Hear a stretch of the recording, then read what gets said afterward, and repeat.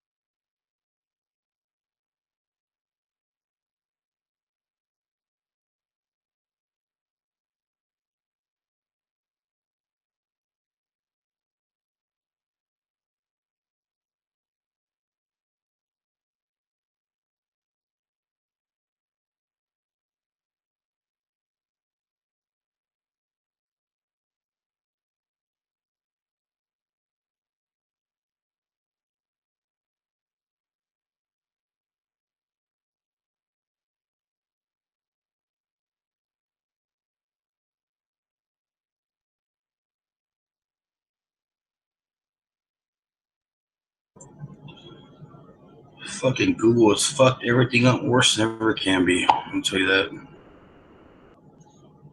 True that.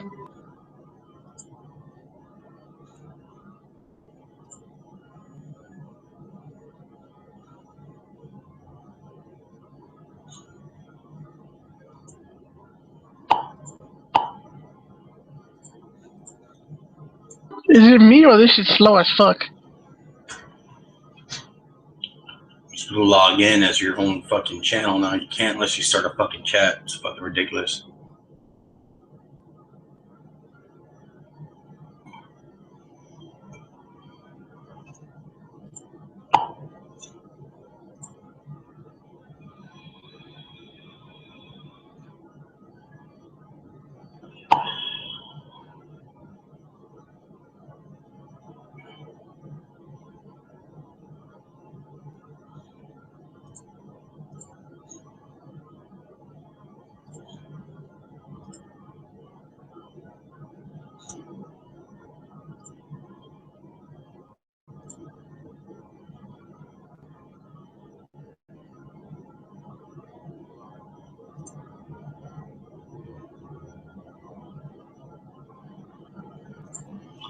Buddy there? Yeah, my computer's kind of laggy. I don't know if it's me or it's the website.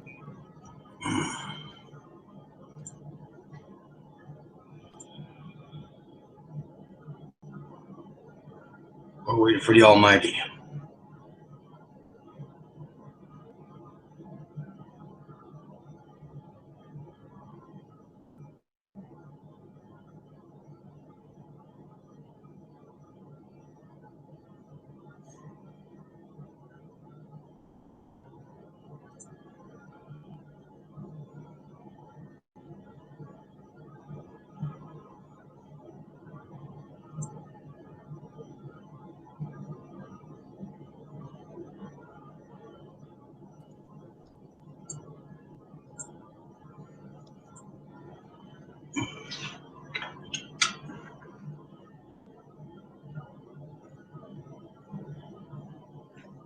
Hey, Edge, do you see in the external chat the instructions Dano placed to remove the popping sounds from your notifications?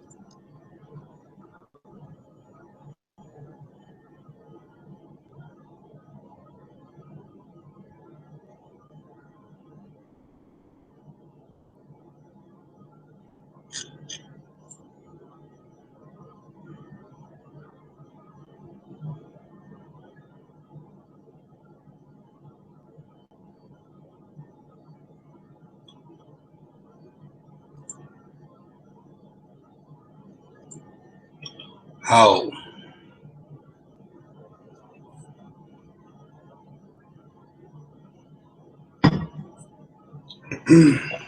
Hi guys.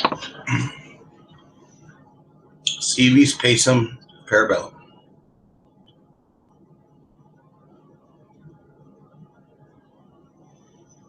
What's up, Randy?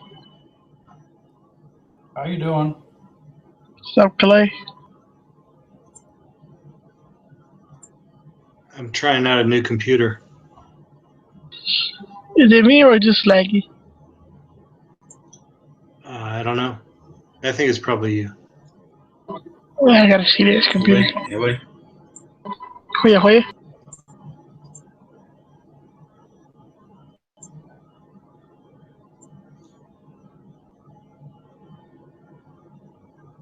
Anybody hear me?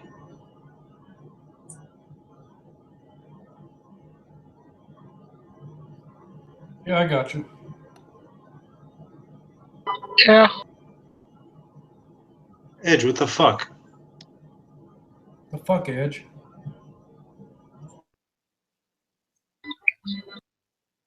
See, I made him leave. What the fuck?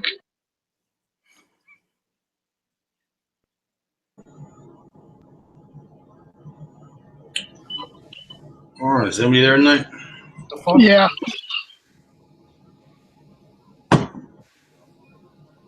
It's just me. Hello. I already did it. I don't know if it was. wasn't gonna respond properly. That's all good.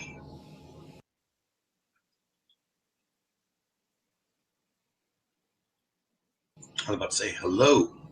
Is there anybody in there? Just not if you can hear me.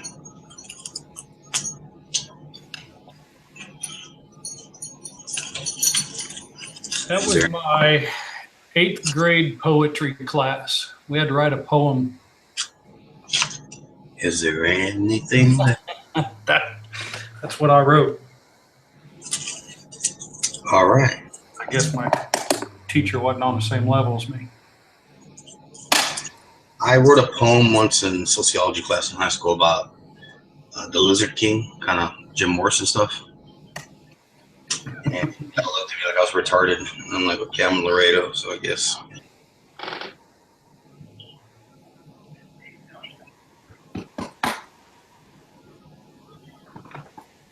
Everybody's fucking creaming their pants because Billy Corgan like decided to show up in Laredo, like this old church park, and from the Smashing Pumpkins, and just plays acoustic guitar, and are like, hey, that dude's the fucking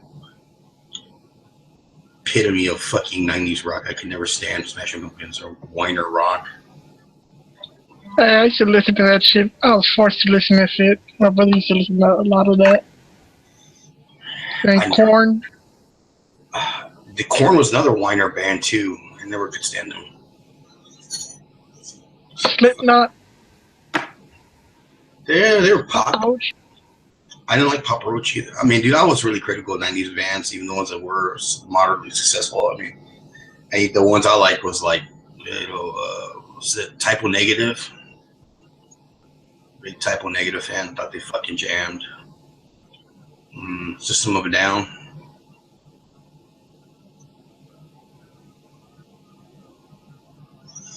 And I like Pearl Jam, back of course, back in the day. Soundgarden. So on, but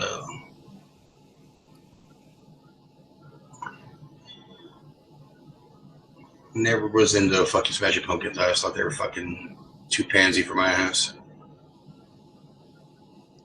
I saw Pearl Jam at one of their first shows before they released that mega album. What was the name of that album?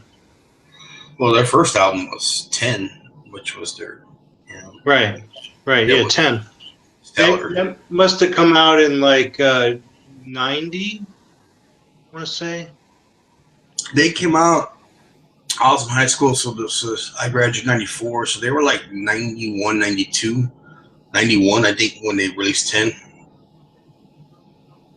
And I was 92, I think, when they released 10. They had been touring though for a while though, trying to make their bones. I'm looking it up right now.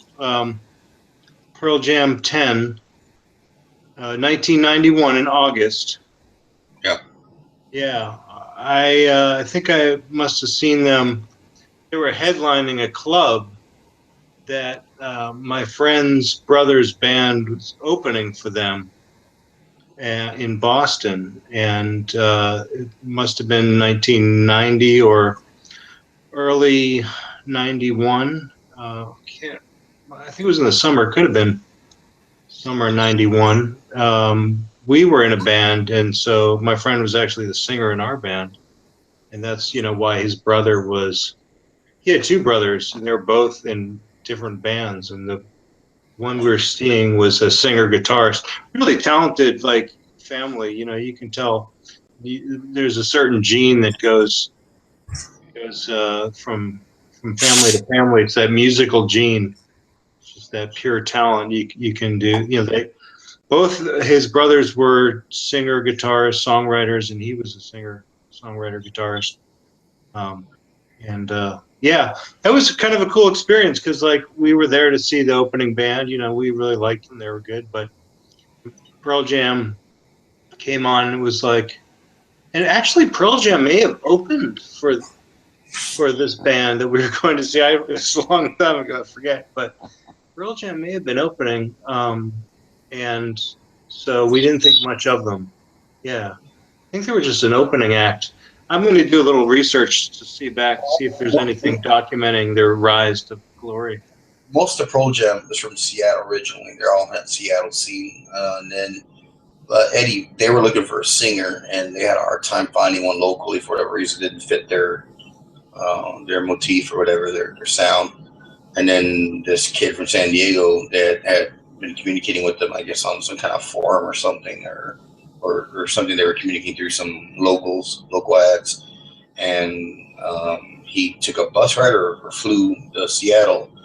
And that was it. It was like this guy from San Diego, Eddie Vedder, became their lead singer. And then as they got real popular, the original drummer dropped off because he wanted to start a family. He's like, I really can't see myself doing the whole musician thing.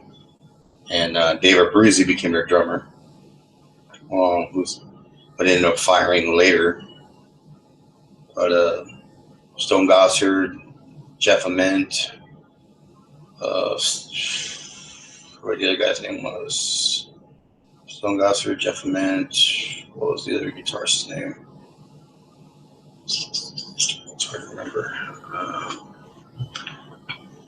And that David Bruce is a drummer, Eddie Vedder. What was the dude's name? Yeah, the Wikipedia is pretty good on this. They go into the recording sessions for 10 were completed in 1991. And then some guy left the band, checked himself into rehab. Drummer. Subsequent years, But yeah, it's apparently they started in the late 80s. So they definitely took their time, a few years, to get all of their ducks in a row. And then when they had when all the stars aligned, they really took off fast. Like I remember that was like the big album of my childhood. That's still one album I can throw on, like if you're like on a road trip, just if you have a disc, or now everybody got some media on their phone or some kind of format, and you just put that whole album and you can jam. The whole fucking album rocks. There's not one shitty song on the album. One of my favorite songs is Porch.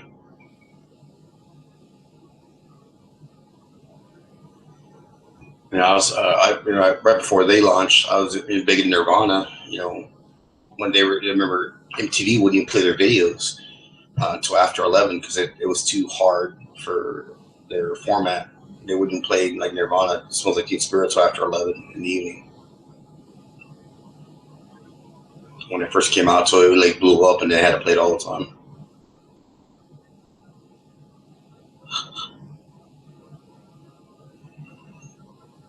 There's a bunch of cool bands out of those days that were some that faded away really good too, like Screaming Trees.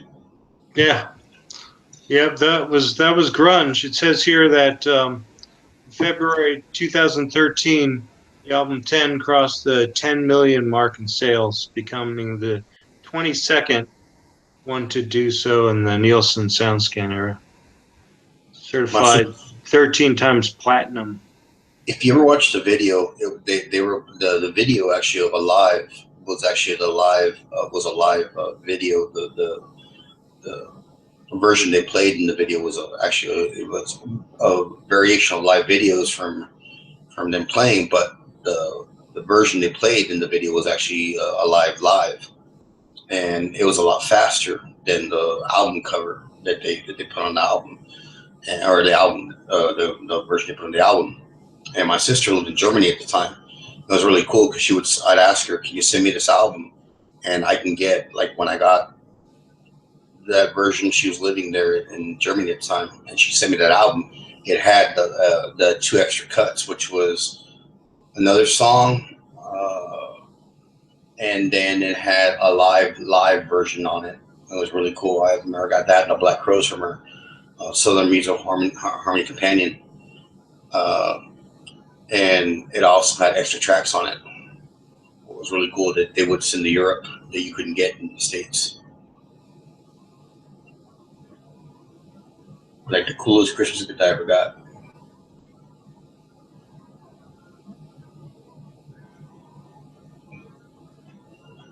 Yeah, in 1991, Pearl Jam played 968 shows. And I was 15 at the time. How the hell do you do that many shows in 1 year? I don't get that. It's like 3 a day. Shit, look at what was the baseball season? Then they play like 200 something games a year. I don't get that. So it's really cool. I just happened to find this website. It's pearljam.com. They've got all the fucking history. This is pretty cool. I'm trying to go back through and see what they were doing that summer. Oh, here it is, Boston, July 10th. It sounds about right. Let's see what kind of info they have here. I signed up for their fan club back in the there was an internet, or there was internet, but it was very new, very, very. It was like what's today, and you signed up, and they would send you like every now and then like a 45. They would get to some unreleased song. Yeah, I don't think I went to this show in '91. This was Lemonheads, Buffalo Tom. Actually, The Lemonhead. this could have been it, because Buffalo Tom was the band that our singer's brother was in. So so it looks like headlining was Lemonheads, and then Buffalo Tom was under that. 7 League Boots. Then Pearl Jam was like the opening act. The Lemonheads redid Mrs. Robinson, and I thought that was their last good song, I guess. But this was the show, man. This was it. Wednesday, July 10th, 1991. They were out touring with the material that they were going to release on 10. I don't know how they did so many shows that year. I don't know. That must be some kind of mistake.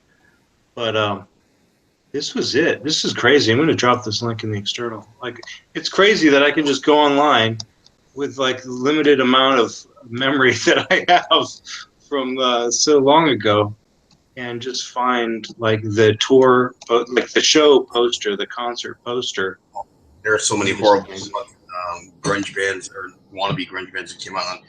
I mean, there was Soul Asylum, and their big hit was Shove, and the big hit they actually had was Runaway Train, because like some people got reunited because of the kids that ran away from home. Yeah, this was at the Avalon. I totally remember this. That was the only time I ever went to the Avalon. We had like free tickets, backstage passes, because my friend, the singer in our band, was brothers, and the band was in Buffalo Tom. And so we were like, backstage passes was basically like there's a curtain, and then there was like a door, and to load out the gear. And, the back of, it was literally just the back of the stage was there. And then there was a wall, and the building that was the end of the building. But, yeah, what was cool is we got there early for sound check. So we got there like 4 in the afternoon, and we heard them sound check. And God, I got to look into this now. I forget all the names, but this guy from Buffalo Tom, singer, it was a power trio, singer, guitarist. He had a combo amp set up where he would have like one amp going for rhythm. And then when he kicked into the solo, he hit a foot switch, and it would turn on a second amp to give like a boost and for the solo. And so that's the kind of thing you don't see a lot of these days, but it's kind of an old school setup.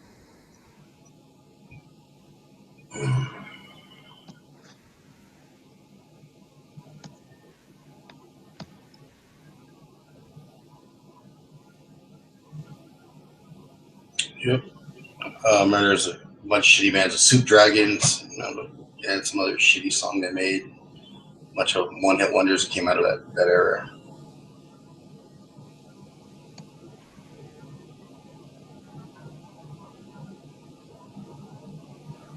I remember a band called Belly. You remember Yeah. them as female? She's pretty good. I think, it's funny because all these bands seem to be still around. I just looked up BuffaloTom.com. They got a new show. It was last summer they had a show. Like these bands, they don't go away if they're dedicated. They don't go away. I saw something on YouTube about Belly playing. There's the revival thing came around and every band just started doing revival stuff because these guys who are in these bands, that's their life. Playing in front of people is their life. A band out of Texas called Archangels. It was the Stevie Ray Vaughan's rhythm section with two guitarists, rhythm and lead. There were singers, and Doyle Brimall and Charlie Sexton, and they had a pretty successful first album. But then Doyle Brimall, the second, got in a lot of drug problems and came back again. And once he cleaned himself up, but I remember I love that album, Archangels. It was a self-titled album. Kick-ass band.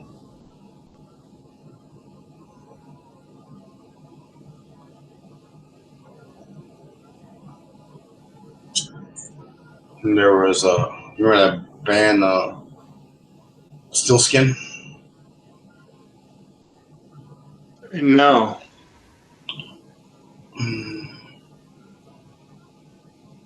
So I guess the Lemonheads were headlining. Yeah, the Lemonheads are headlining this. I remember that. I don't remember them doing a sound check. I think we might have left after. We might have watched them do a sound check, but I think we left after Buffalo Tom did their sound check. Another For some horrible reason. band. It's the Counting Crows. Oh my god. Yeah, we did a Counting Crows song, I think, for a little bit. Mr. Chosen, staring at the burial, walking to the burial. Oh my god. Too hard to handle now, yes sir am. Well, no, that was the Black Crows. Yeah, right. The Black. No, you Counting kill it. Crows were Kill it. awful. I hate the Counting Crows. The Black Crows, they were all right. Black Crows is a fucking awesome band. I still love the Black Crows. The Counting Crows. Oh my god.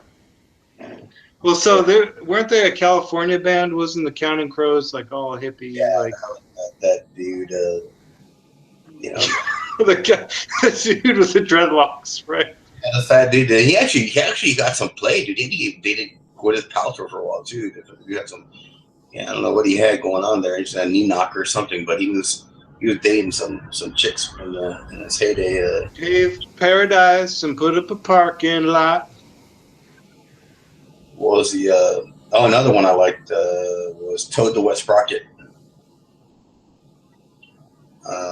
They had that song. What was it? Shit, I can't even remember the name of the I song. don't remember all the songs, but yeah, there was Blind Melon. They were short-lived. Well, the dude that fucking died. Yeah, and there was Presidents of the United States of America. I think they were one-hit wonder.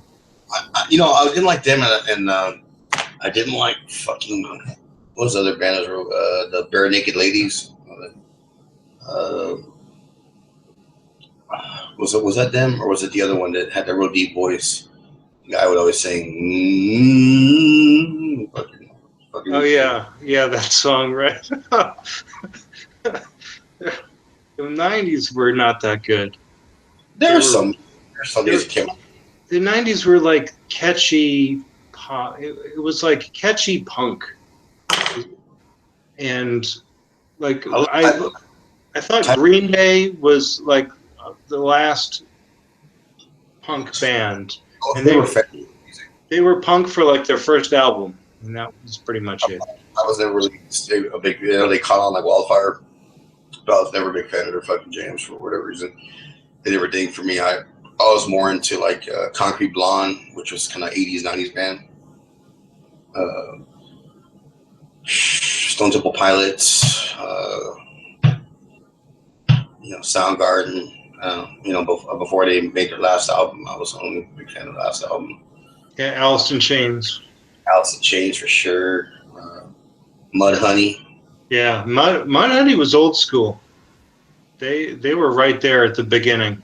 Sonic Youth. I remember listening to Nirvana's first album and Mudhoney, and just as that stuff was starting to hit the streets, and that was some pretty heavy shit. Screaming Trees, Sonic Youth, Meat Puppets. Yeah, Nirvana covered a Meat Puppet song. I actually saw the Meat Puppets. They were pretty good.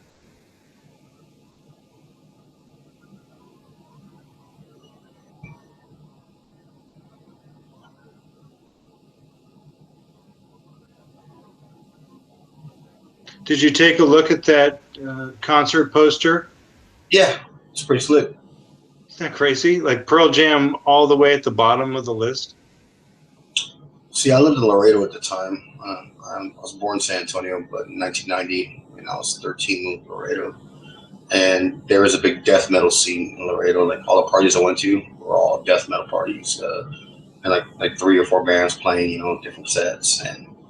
And I was in death metal, but I thought it was kind of cool to go to parties and see these guys, sing like a fucking demon, fucking and drop D and rocking out, playing like Dead Horse and fucking other shit. I can't remember the names of them. You hear Rock Lobster and Drop D and death metal. It's pretty cool. Schizophrenia. I feel like there was some punk rock band from Dallas. Pantera. They're from Dallas? I'm going to Google bands from Dallas because I think there's some others. I know Diamond Darrell, or Dimebag Darrell, was from Dallas, and his brother. I don't know if the rest of the band, Phil Anasimo, or whatever his name was from Dallas, but I know that him and the drummer and the guitarist are from Dallas.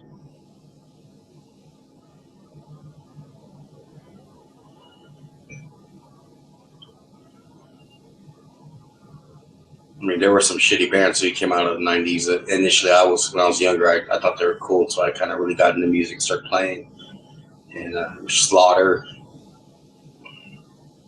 And, Okay, how about DRI? Yep. I remember them. I'm just pulling this up right now. Yeah, let's see.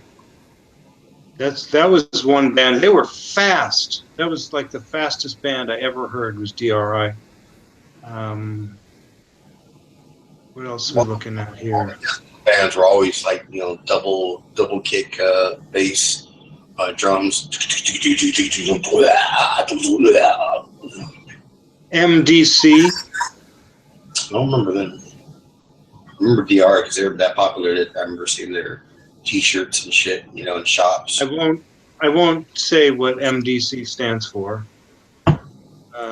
There's some other ones I've heard of, but I haven't listened to. Let me see if this plays through my audio here. Hold on.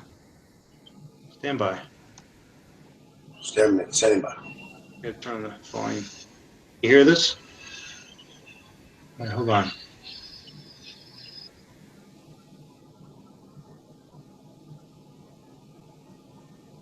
You hear that? No, barely.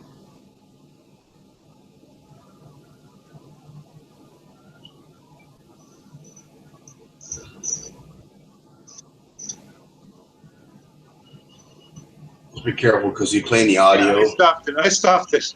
That wasn't the fast part of the song, but that was DRI. You play the audio with the next amount of seconds. I forget how much it is. They'll flag the video for copyright infringement or something. Yeah. So what is that, like fair use?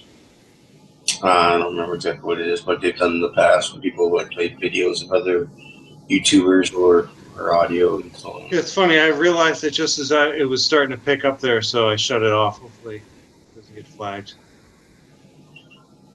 I'll be right back. Give me a second.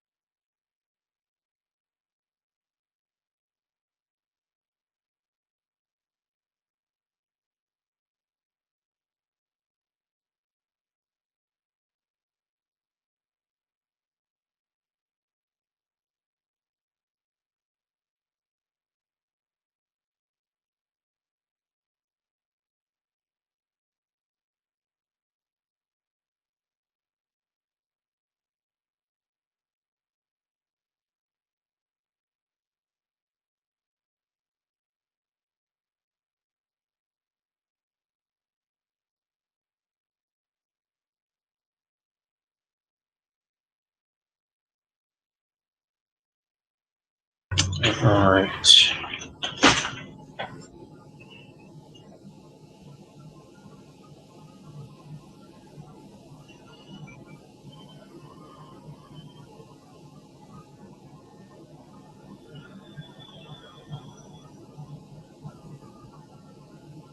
Yeah, I bought this one album once at some record store.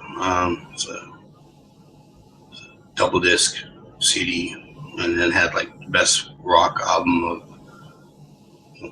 whatever, and it had a bunch of albums. I was going back to Black Sabbath, and that's like I got drawn to that man Stiltskin.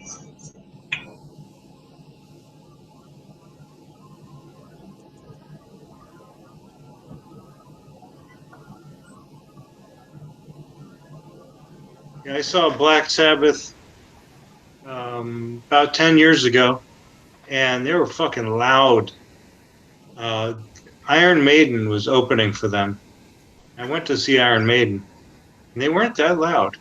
And then I was like, all right, I might as well see Black Sabbath. Why not? And holy shit, I didn't have earplugs or anything, and they like turned the volume up twice as loud as Iron Maiden had been. And it was pretty awesome, but I walked out of there, my ears were ringing something fierce. Take them to the Iron Maiden. Cool. Execute them. Bogus.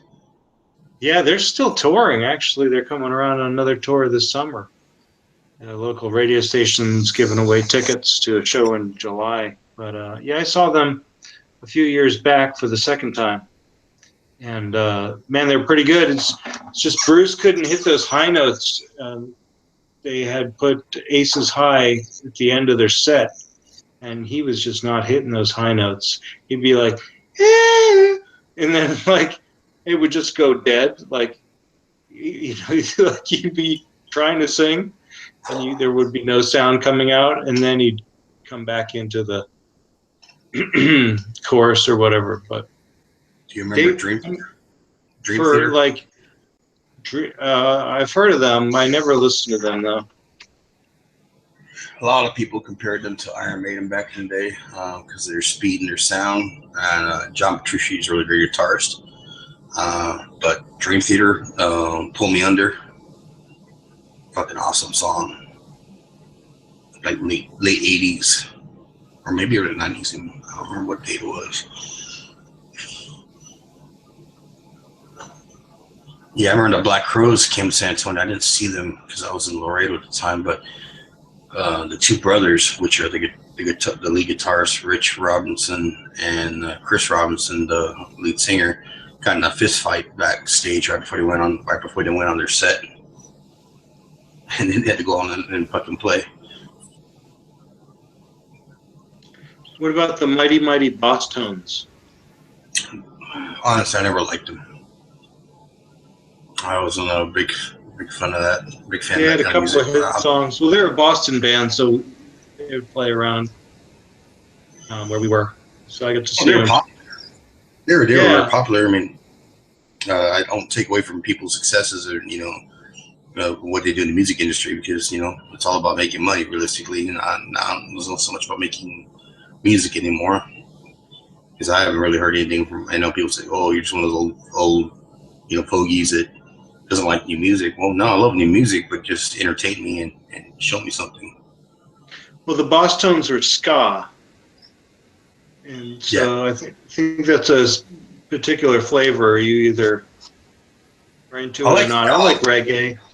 I like ska, like rock and reggae. I just don't like them. It just never grew on me. I was like, yeah. Yeah, no, that was the cool thing about seeing them live is that they would have a horn section on stage, and the heavy guitars, and it's kind of an interesting mix. I like Fish, Saw them 7 times. Back in what was it, 91? No, it was 93 and 94.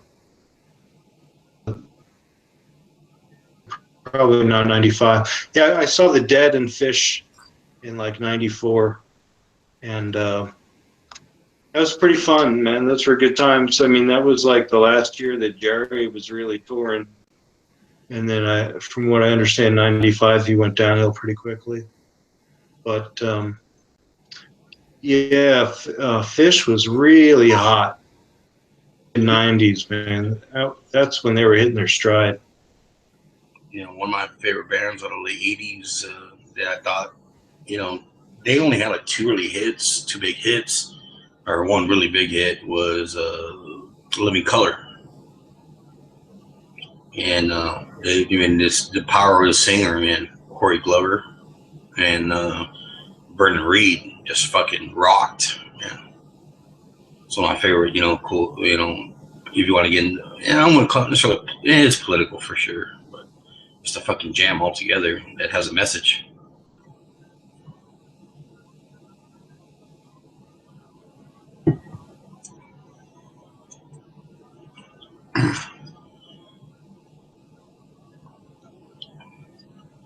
How you doing, Randy? Fine. Looking up guitar chords. You play guitar too? Just a little bit. I'm trying to think of what Counting Crows song you guys were talking about a little bit ago. Mr. Jones and Me. Or it's called Mr. Jones, I think it's called. No, that's another song. Probably one of their most popular songs.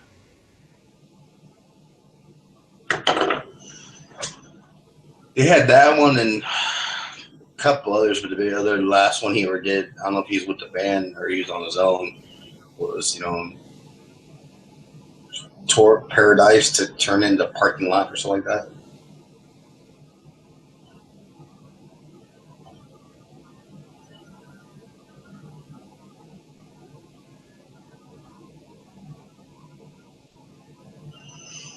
You guys remember a band called Oleander? Never heard of them. They had a pretty cool song in the late 90s. See if I can link to it.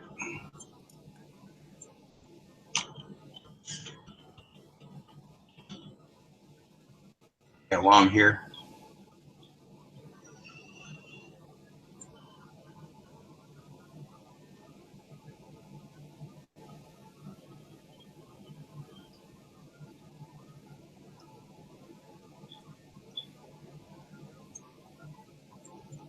Put a link in the journal. Yeah, I clicked the wrong button there. Shut everything off.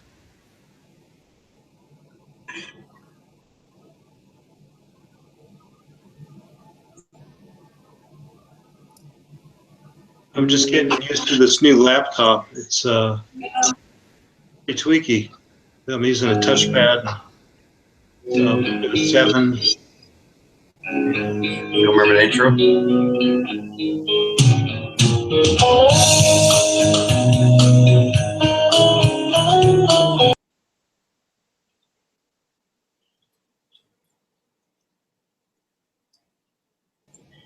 Another band, Cracker. Yeah. Yeah, I think Cracker. I listened to them. I didn't see them. Oh, how about that band? Who? Oh shit, I forget the name. They were a Seattle band, but oh, I gotta look this up now. Sorry, I got the wrong link there. Let me put this one in there. That's Oleander. It's that was a classic song. I remember like late 90s because I just moved back to San Antonio. Yeah, I was thinking of Everclear. I saw them once. Do you remember that band? Mm-hmm. They're pretty good. Power Trio.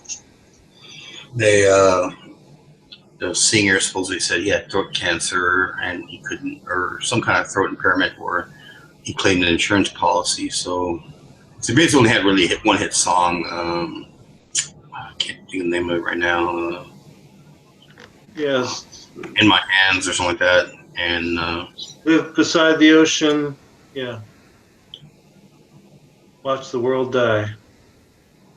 well, he had a couple hits, but the biggest one was In My Hands, and where it's like a very rough edge, you know, vocal song, and and he said that he ended up messing up his throat and claimed the insurance policy, so he could never sing again, whether it was true or not.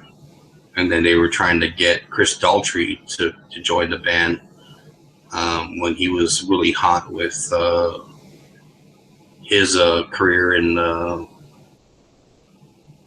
whatever the fuck it is, and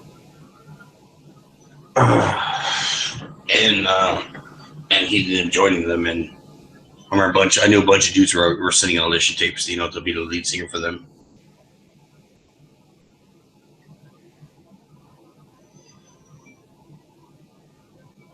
One band I couldn't stand was the Goo Goo Dolls. I'm like, oh my god.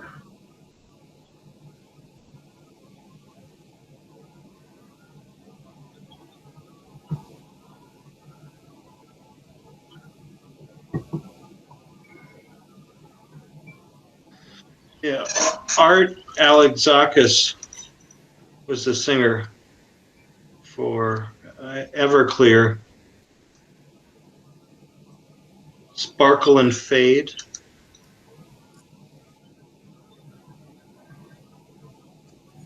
Yeah, I was like, I think I was visiting friends. I was like 97, 96. I was visiting friends here in San Antonio, coming back home, and I remember hearing that album. Santa Monica was the song. Santa Monica.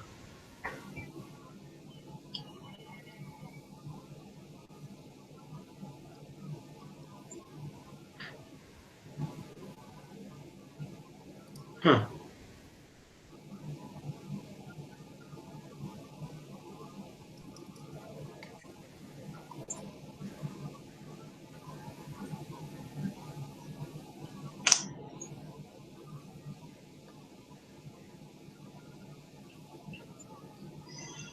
And there's a lot of shitty bands came and went. Ugly Kid Joe.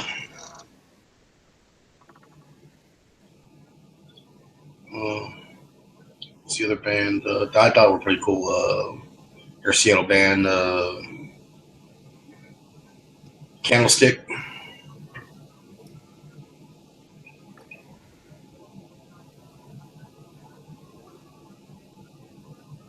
You ever hear of Jawbreaker?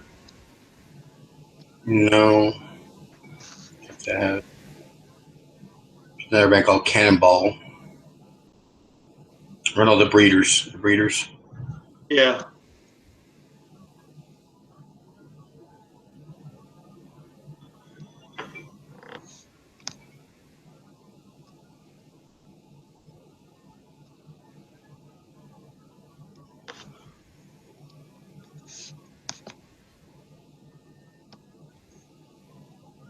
I dropped the wiki in the internal.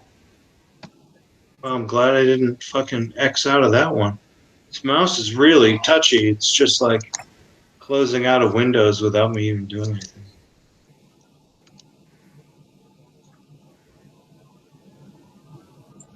Where are these guys from? Considered one of the influential acts of the 1990s emo movement. Huh.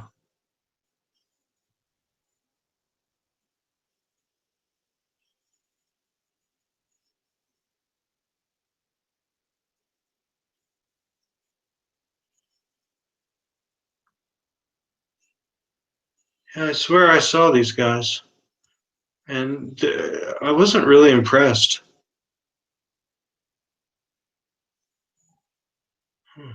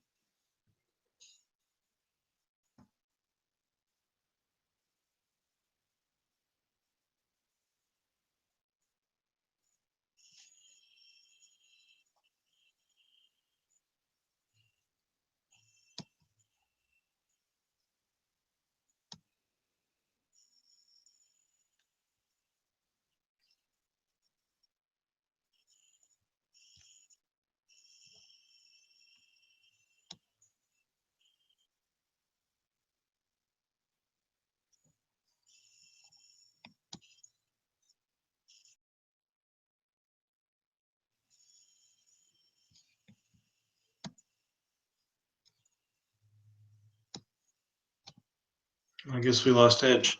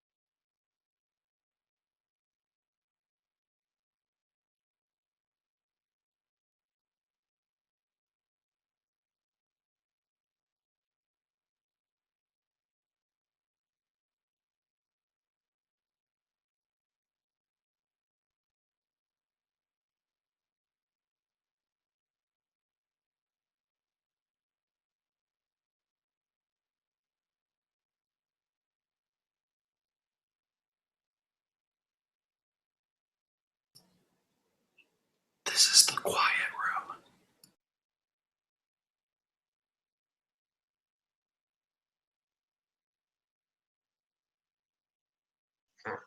What the hell was that?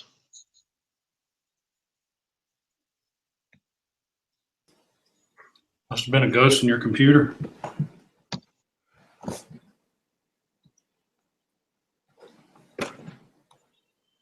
Well, it's a brand new computer. I got to figure this shit out right fast. I don't need any ghosts in the machine. Thank you.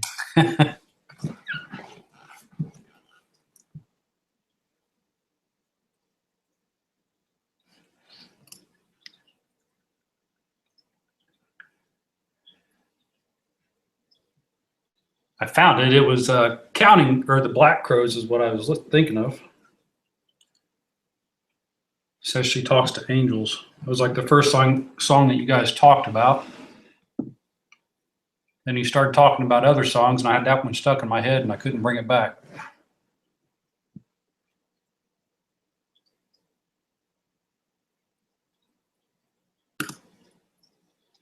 Yeah, I hate songs like that. They call them earworms. I get that pretty bad.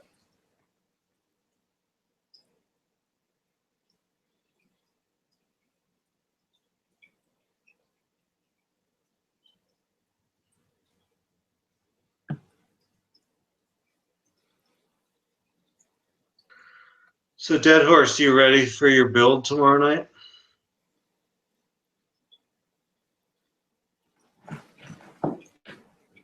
Yep, I sure am. I got my last part in today. I had a last minute part change.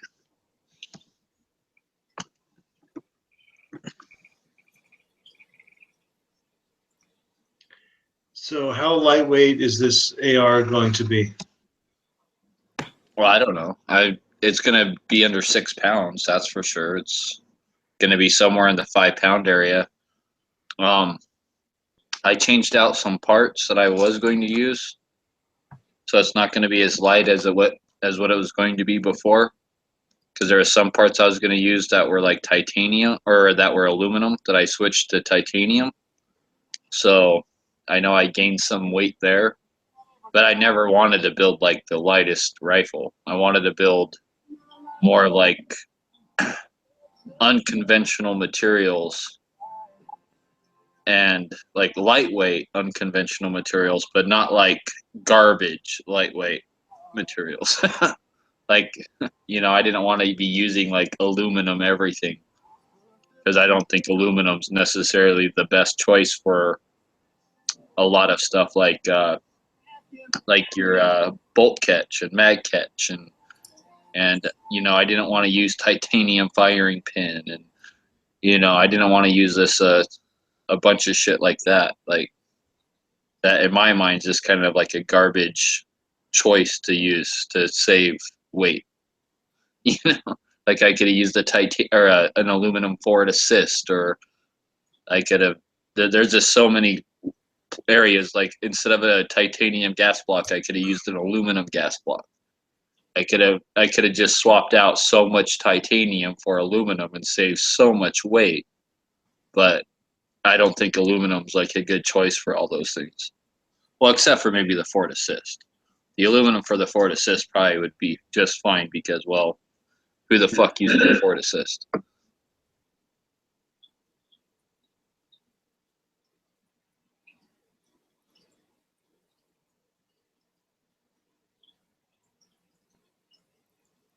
But I have no idea. Like, I know, like, the way I first had it set up, I was going to come in, like, around, like, I think 5 pounds, like 6 ounces or something, I thought. So now I'm probably somewhere like 5 pounds, 10 ounces, maybe 5 pounds, 12 ounces.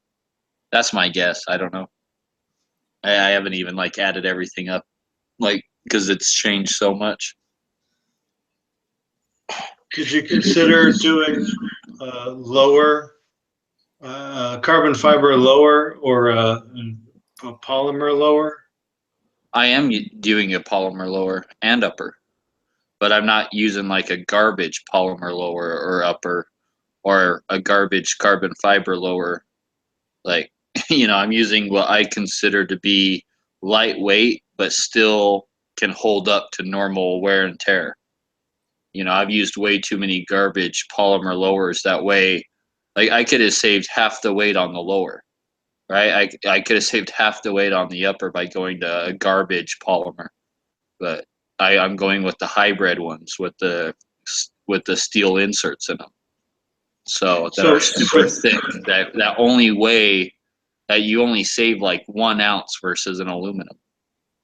So it's not like I could have gone way free. There's no doubt in my mind, dude. If I wanted to, I probably could have spent way less money than what I have, and come out with a sub 4-pound gun. There's no doubt in my mind I could have got this gun down to 3.5 to 3 3/4 pounds, because I've added it all up before, and I know what other guys have had to do to get their guns sub 4 pounds, and there's no doubt in my mind I could have hit that, but that's not what I wanted, because I didn't want the lightest weight garbage gun that's going to like break the first time you drop it, or like break on you if you do a couple mag dumps on it. Like I wanted something that was going to like still be tough and hold up to normal wear and tear. But so you are using a polymer lower then? Polymer lower and upper. And so there's metal inserts for the barrel and the gas. What do they call it? The buffer tube. Receiver extension. So yeah, well, okay. Well, so for the lower, that's what the buffer tube is called. Receiver extension. Okay. Just everyone calls it like the buffer tube for short, but really it's the receiver extension. So let's call it a buffer tube on the lower, and then the upper is going to be the barrel, right? Yep. So is that a brass insert? Oh, hell no. I have the ones with the brass insert and they're garbage. These ones have a steel insert. Okay, that seems to make more sense, but I'm telling you, I've tried almost all the polymer lowers because I'm into that, right? Like I've had Plum Crazies, New Frontiers. I've had all these polymer lowers, the Tennessee Arms. Like, I've had all these, and I've had 2 of them break on me. Some of them I've gotten rid of, and they're just like the ATI ones I'm using are the only decent ones. I've already used them on 2 previous builds. So I've already used these uppers and lowers before, so they've already kind of met my standards. That's why I'm using them again. In my mind, they're the only decent polymer out there, except for like the Cav Arms. Like the Cav Arms lower, like that lower works. Like I give like that lower in my mind's quality also. But then you're kind of stuck with whatever, you're stuck with the stock that it comes with, because it's all one piece. So, that's the downside of that. so what potential is there for the receivers to overheat and then separate from those metal inserts? I don't know. I've gotten both of them pretty dang hot. Because I've done several mag dumps. Because one of them's a dedicated 22 build I did, and the other one's a regular 5.56 223 build. And I've gotten both of those hot enough that you can't put your hand on the barrel, and had no issues. I haven't had any issues. So I don't know what there is, but one thing that I've done is I don't like on the barrel. I could have saved some weight by going to a 0.625 gas block journal. But instead of going, I still went with the lightweight barrel, but instead of going with this 0.625 gas block journal, I've been going with a 0.75 gas block journal, because I believe that acts like a heat sink to pull heat away from that upper receiver. And so since I've done that, like on the previous 556 build, I haven't had any issues. So.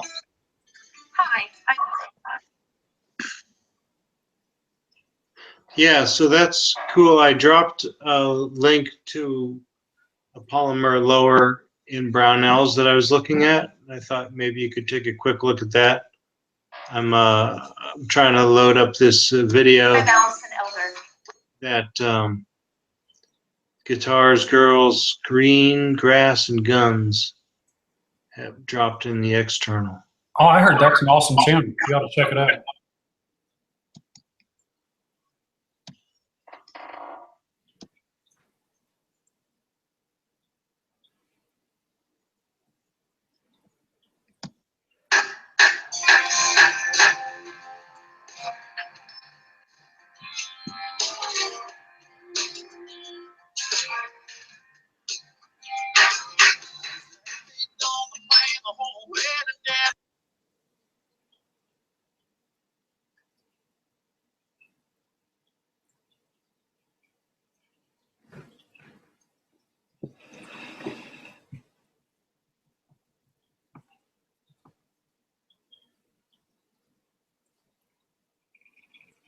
Well, I've only like started barely watching this video, and I can already tell you that like that's the channel I'm interested in. Like that guy's my kind of people. I can already tell you. Tell a lot of man by the hat he wears. So yep, that's my kind of people.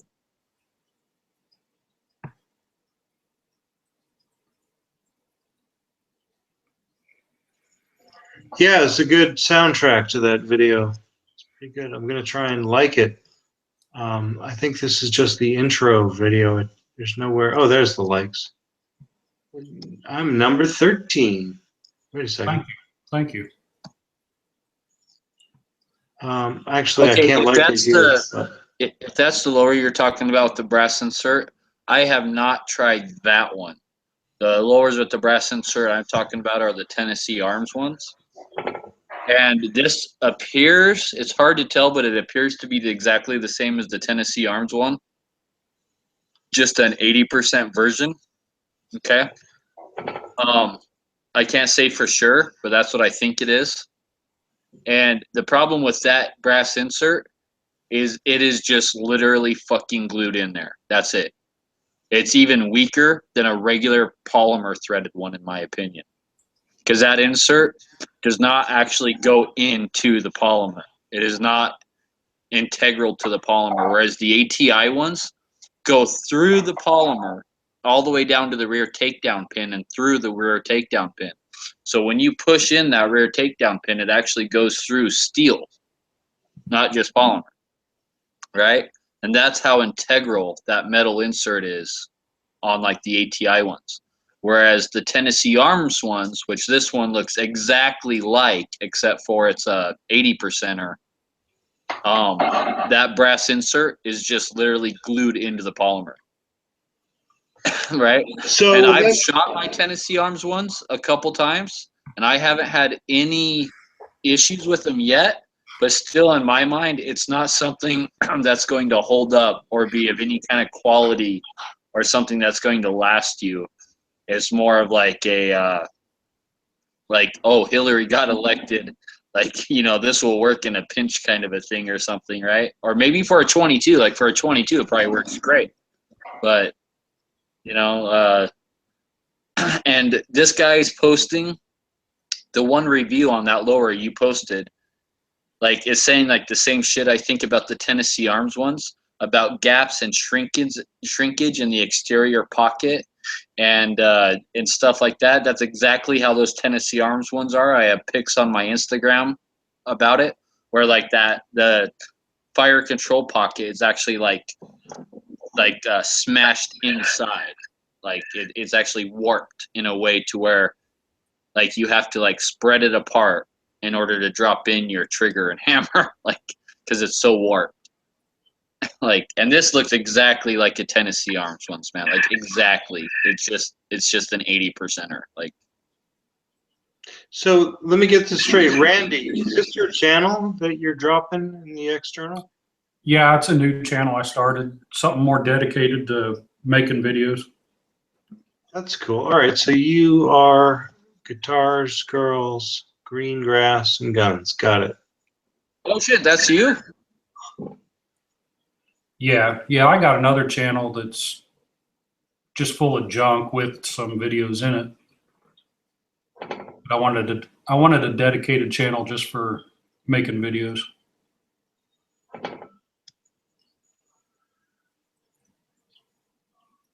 All right, so Dead Horse, do you have a link you can drop in the internal, the side chat about for the lower you're going to use? I'm just curious to see how the steel compares with the brass inserts.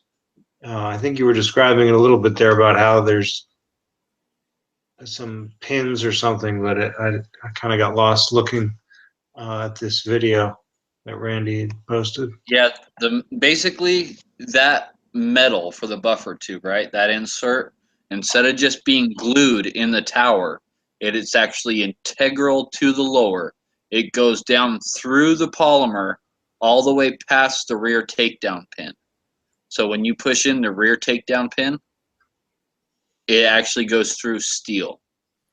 So it's like an almost like an overmold then. The Yes. polymer is That's overmolded. that's one reason that makes these so superior. These ones actually beat a 7075 T6 forged aluminum on the military tests, where that buffer tower, when you hang a buffer tube off that, is supposed to support 90 pounds of weight off the end of the buffer tube. These actually exceeded those military tests. Wow. So that in my mind, that's one reason why these, I'm not saying are superior at all to aluminum, because I'm still always going to be an aluminum fan, but they are definitely the superior polymer lower out there in my eyes. And they've been out for several years now. I built my first one, I don't know, like 3 years ago, when they very first came out. And then I liked that one so much, I built another one, and this will be my third one. And I still have a fourth receiver set that I'm planning on building at a later date. So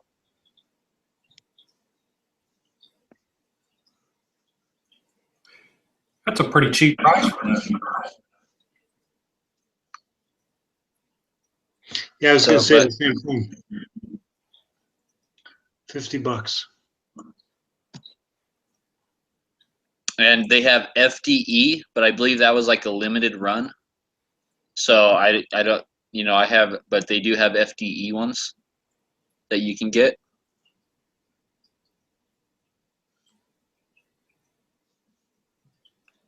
And then if you look at the upper, how it's integral all the way out to the cam pin area, and then the front takedown lug is steel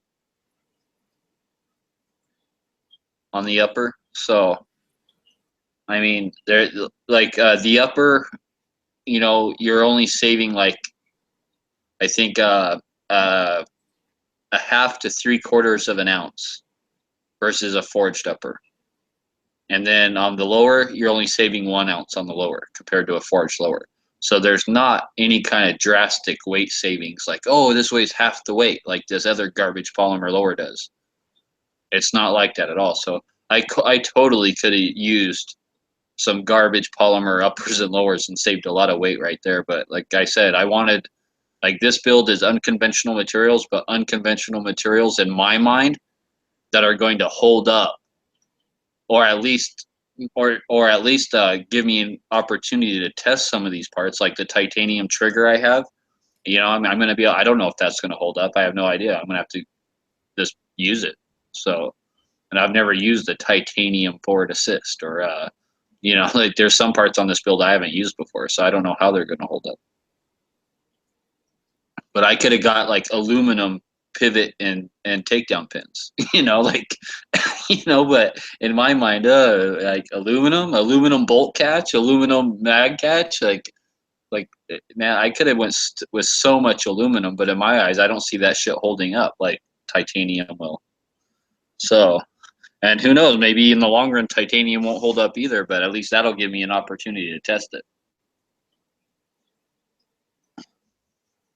like carbon fiber handguard. This will be my first carbon fiber handguard.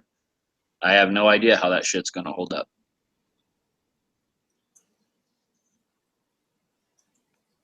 Titanium gas block. I've never used a titanium gas block before, you know, but I've read and heard way too many horror stories about flame cutting through aluminum.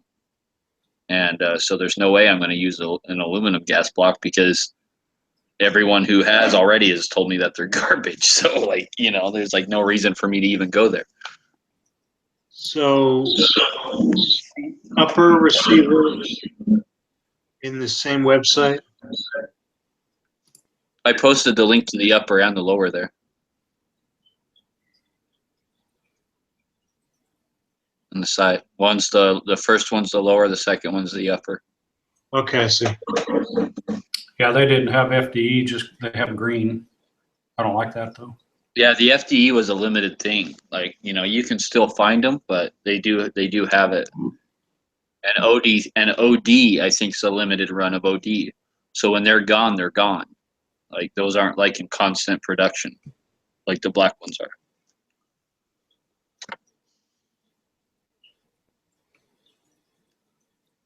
And I think they were just testing the waters, honestly, with those colors to see if there was a market for them. So now, since they sold out of the FDE so fast, I bet you they'll bring those ones back. And because they sold out of the FDE ones in like a week. So, and I think they made 500 sets, 500 match sets, and you had to buy the upper and the lower in the match set. So, but I think they sold out of those in a week. And then the OD green ones, like, like if they still have those, then obviously they're not selling because those have been out. They came out with those right after the FDE ones. So once those are gone, they'll probably be like, oh, we didn't really sell these, so they probably won't come out with the OD ones again.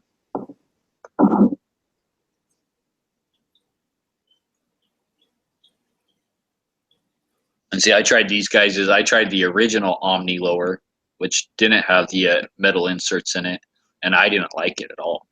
Like I thought that was garbage also, but I did think it was a little better than like the new Frontier Gen 1s. And like the Plum Crazy, which was like they're basically like the same thing. So I did think the Gen 1 Omni was better than those, but still I don't think it was quality unless it was just for like a 22 build or something.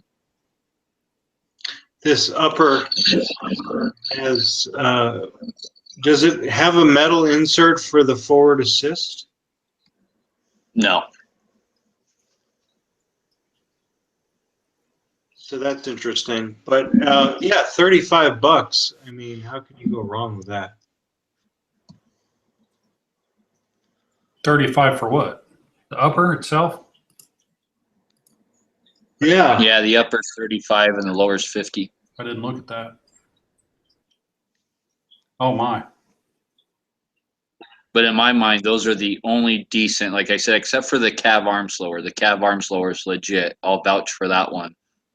But all the other polymer lowers out there other than the Cav arms is, in my mind, at least all the ones I've tried is garbage. And I've tried several. So, you know, I mean, these are the first ones I've come across in my mind that are decent and worthy to try. But I'm definitely not saying they're better than aluminum. I'm definitely an aluminum guy, but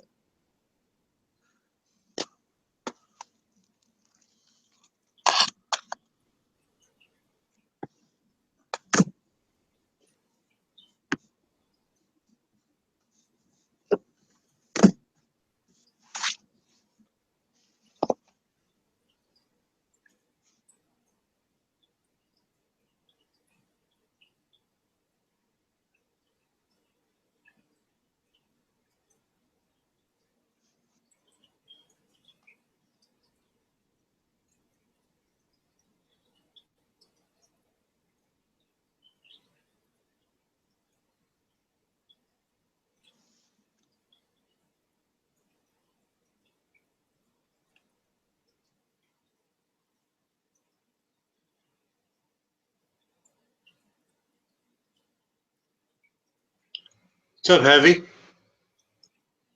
Not much. I was trying to say hi to everybody, but I was muted. How y'all doing tonight? Groovy.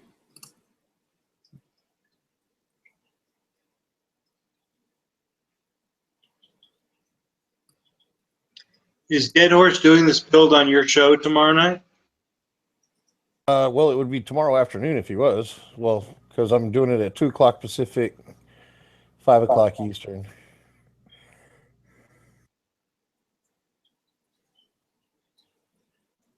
I have no idea what show I'm doing it on. I think G Web's already did an I Hate Guns podcast this week, so I don't know if he has like a different show he wants to put it on or whatever. Like, I have no clue.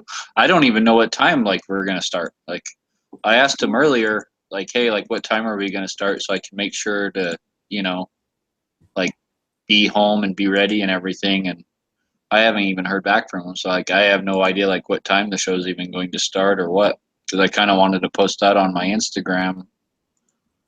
That like, hey, it's going to be starting at this time, but I have no idea. Like, I'm Well, just kind of like, I know you built one on Heavy's show in the past, and I don't know if G has actually done an I Hate Guns podcast this week, but he did an AK-47 Guru podcast just earlier tonight, and he hasn't been feeling very well, so I don't know how many shows he wants to do tomorrow, but yeah, I heard him the other day saying something that like his bones were cold. Sounds like he was coming down with something.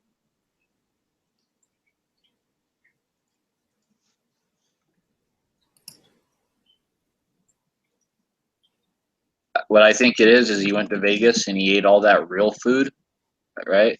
Bacon and chocolate donuts and stuff. Like, he ate all that real like man food, and his body's been like so deprived of it. Like, now that he's eating like man food again, like his body just doesn't know how to handle it.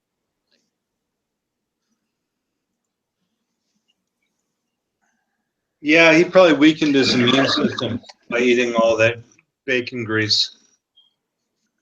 No, I'm saying he like weakened his immune system by eating all that like tofu, like health food stuff. Like, now that he's eating like good food again, like bacon and stuff, his body just doesn't know what to do. It's like, Yeah, it's been a few days. He should have passed it through his system already.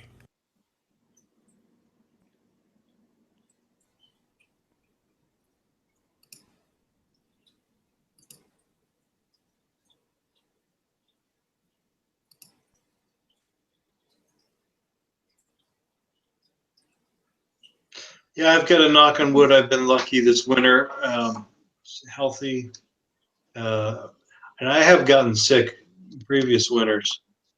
But actually, I had a sore throat for a while in the fall. But yeah, this winter so far is so good. I've been taking vitamin C. I feel like if I start taking some vitamin C along with the other supplements that I take, starting like November, if I can take it through February, March, I'll be good to go.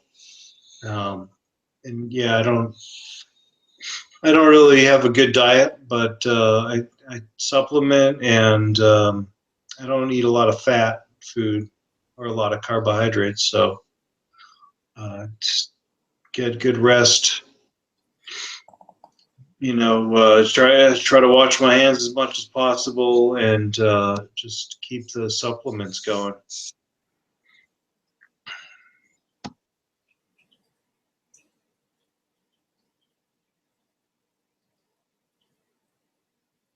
For me, it's all about I do a multivitamin every day. I do 2 fish oil pills. That's it. I guess I should be healthier, but yeah, whatever.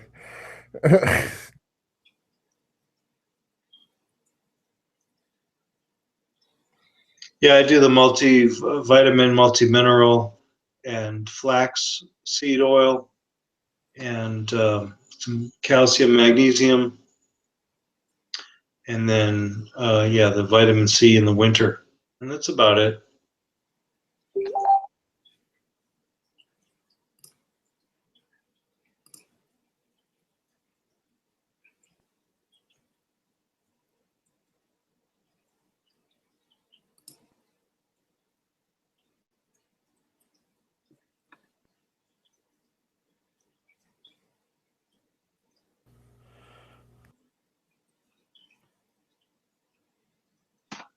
So, Heavy, do you think any of the gun shops or ranges around you are looking to shut down in the next year or so as all these new regulations come online? I don't think so. Californians are used to the assault weapons ban and shit. And the local range that we do have, the ranges that we do have, you know, they're mostly indoor ranges. So handguns are going to be aplenty still. People still own firearms. They're still going to want to go shooting. So I don't think so. I think I don't even think the business will drop that much for them because they have all these California compliant things that they can do now. I mean, you know, it's like Bullet Button 2.0, freaking, you could go ahead and build a featureless gun. It's, I mean, Californians are used to this crap. And those who have will either freaking comply or they'll, you know, bury them in the backyard or whatever and do whatever. So, you know, people are still going to want to go shooting. I just discovered the other day that this range and gun shop is an indoor range and gun shop that had been there for 23 years in San Rafael had closed shop. And the owner apparently also has a shop in Gardnerville, Nevada. And that's where he's going to move and operate out of solely. He had a couple of shops in California, because I guess they couldn't negotiate the lease with the property owner, and it was just getting too challenging to comply with all the regulations. So he upped and took off to Nevada, where he had a shop. And there's several shops in Gardnerville, Nevada. I'm not sure which one was his, but yeah, it's interesting just to see people just picking up and leaving, and so that gun shop was actually the last place that I bought a handgun. It was 2 or 3 years ago at this point, but yeah, it's just interesting to see these things just like falling by the wayside left and right. There's a range that I used to shoot at as well, a beautiful range up in the hills and with the trees and like really nice place, up to 200 yards, several different ranges, maybe like 50 positions, and bays for competition shooting and classrooms and the whole 9 yards. Have been there for 50 years, fully operating range, shut down because they couldn't renegotiate the lease with the Park Service, and there was some complications with EPA cleanup that they were going to have to undertake. So I'm seeing places drop left and right, and in and around San Francisco.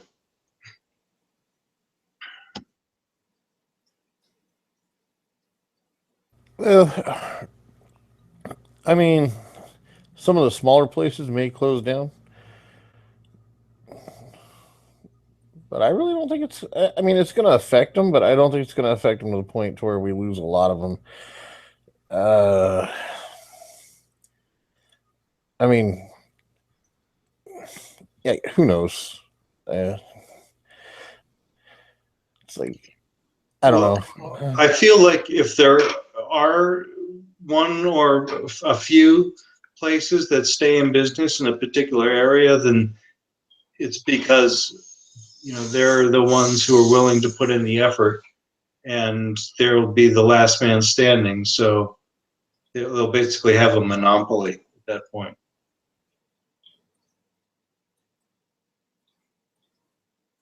Well, yeah, I mean, you got like down here. Down here in SoCal, we got Turner's Outdoorsman. It's kind of like a chain. We still got Bass Pro. But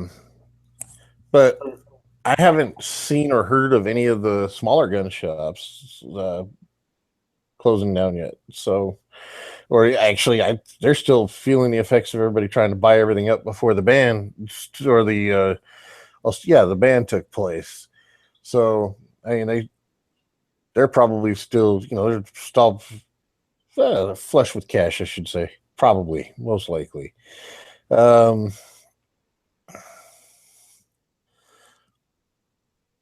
So for like the smaller places, I don't know, man. I think people are still gonna want to go buy, handguns and shotguns and rifles and California compliant semi-automatic rifles and things like that. It's just we'll wait and I'm just waiting and seeing. Really, I mean, it's still way too early to see. I mean, I haven't really had time to go around and look at a lot of these gun stores lately either. So.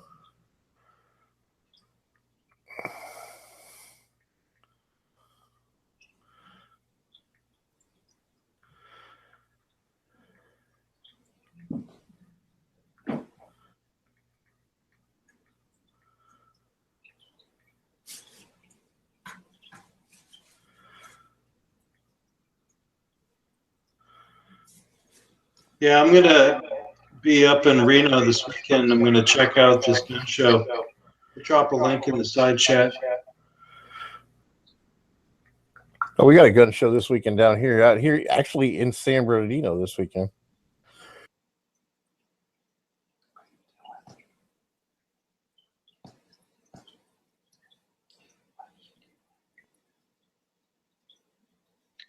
Yeah, I haven't actually been able to get to a gun show since the election, and so I'm interested to see how prices and availability are. I'm sure everything's going to be looking real good.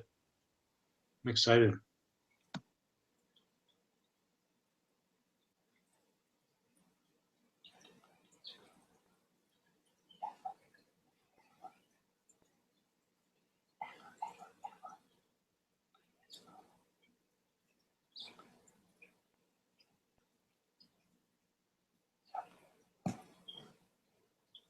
Yeah, my buddy over in Indiana just like hit a patch of ice and slid off the road and wrecked his like nice Cadillac, man.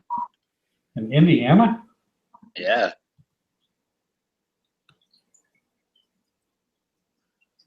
Hit a patch of black ice going over a bridge because you know how water can freeze like over a bridge on the road, like because the wind goes underneath the bridge and shit. He hit a patch of black ice going over a bridge. His Cadillac lost control, and he wrecked it pretty fucking bad, like tore the whole front end off that caddy. But luckily, him and his girlfriend are all right.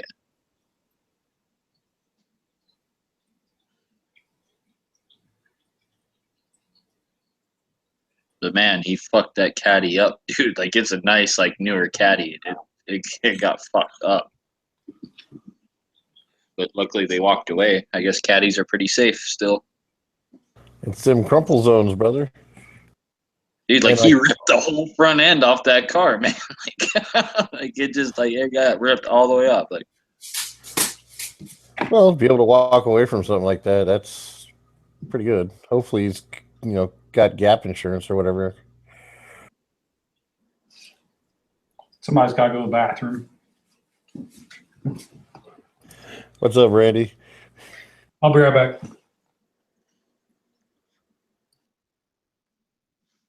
I need to see if they caught that fucking piece of shit yet.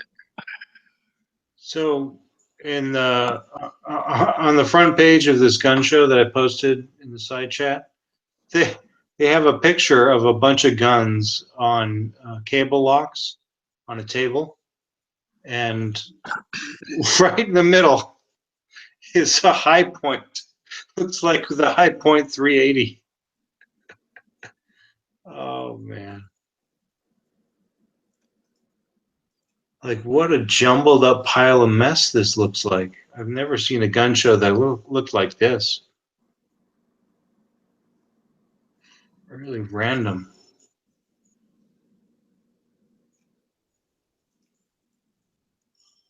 But yeah, I'm looking to get a Tops knife because I'm pretty sure I had been to this gun show last year and Tops was there, had a table. They're out of Idaho, so that's pretty close. And Yeah, their knives are pretty friggin' cool looking. They're not cheap, but they have some smaller ones that are under 100. So it'd be cool to get my hands on some of them to check them out. And I don't know, I'm pretty good on ammo, but yeah, I want to look around. I want to actually learn something about some of these antique guns and look at some lever actions and get some ideas on prices for like 4570s and just plan for 2017. Plan for the wish list.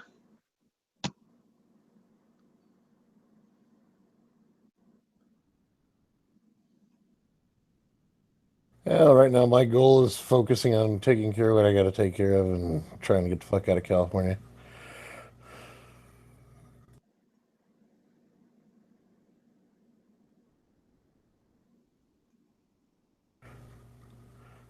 You guys probably didn't hear what I said. I was probably muted. Oh well. I'm just saying my goals are just to finish what I got to finish and get the fuck out of California. Yeah, no, we heard you.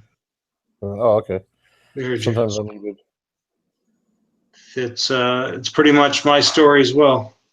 So it's all going to happen right pretty soon here. So this is a good time to leave. Good time. The economy's jumping through the roof right now. Be able to get a job anywhere you want.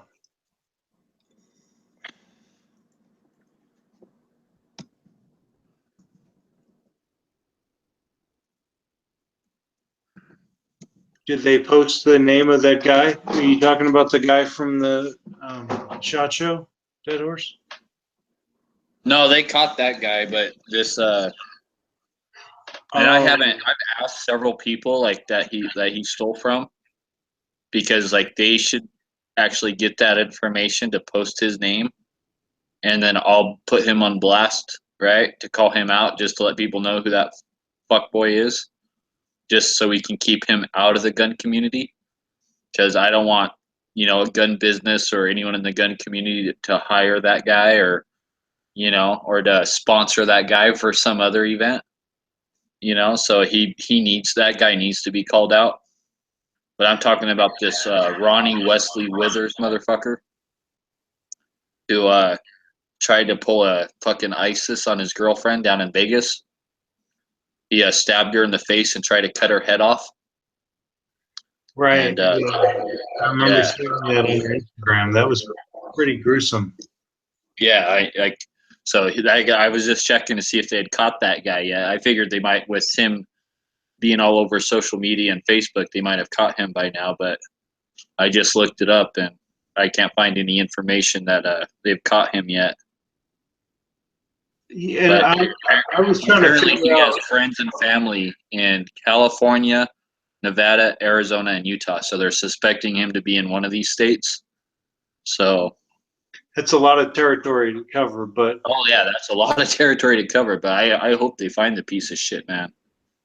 I mean, like, yeah, I mean, he's not going to get far, right? Because his face is everywhere, and your cameras are everywhere, and it seems like it's just a matter of time before they pick people up these days if they've got a face and a name, and they know who you are. But so now the thing I was trying to wrap my head around was, how did he try to cut her head off and not succeed?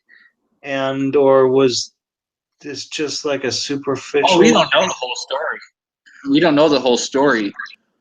For all we know, like, other people could have been there, right? Like maybe one of her friends or something trying to stop him. Like he didn't have enough time to finish because police might have already been on their way, neighbors. Like, who knows? We don't know any of the story really, other than this guy smashed her head with a huge fucking rock and fractured her skull, stabbed her in the face and in the neck, and try to slit her throat. So like that's all we know. I mean, I really. Did you not see the picture? Yeah, no, I really wish you hadn't posted that picture of her. And just I posted, I put graphic. So, I know, but I'm saying, like, you can't unsee that shit. So, but what I'm trying to say is, like the wound around her neck, it looked so precise, almost like it was drawn on with a Sharpie, and so, yeah. And I'm just trying to. We don't know what kind of knife he used. Like, it could have been a tiny little, Swiss Army knife. Like, we have no idea what And kind it of looked knife like he it used. went all the way around her neck. So it's almost like if you get a blade going all the way around your neck I don't even think that deep. Like you're cutting some major shit, and it didn't even look that gnarly of a wound. I don't know. That's why And we don't know if this guy was on drugs or drunk or like we have no idea of any of the story, dude. Like, and honestly, she's none like of that not really in a matters. coma Like, or anything. She's responsive, right? Because she had an eye open in the picture. Like I really just wish I hadn't seen that picture. It asked so many questions. I don't even want to know the answer to. well, and you got to think too, like her face. I don't know. Did you see the before pic, which she really looks like? She's like imagine like your average Vegas dancer or something, right? Like she's like a gorgeous chick, right? Her face is so fucking swollen in that pic, like her entire face. Like it wasn't that he just like stabbed her and cut her and stuff. Like it looks like he like tried to cut her nose off and some other things. But he beat on her, like not only with a rock but with his fist. Her face is so fucking swollen in that pic. Like you can't even tell it's the same girl when you see like what her regular pic looks like. Like Yeah. I mean, I hope she makes a full recovery. I do, because it's just fucked up.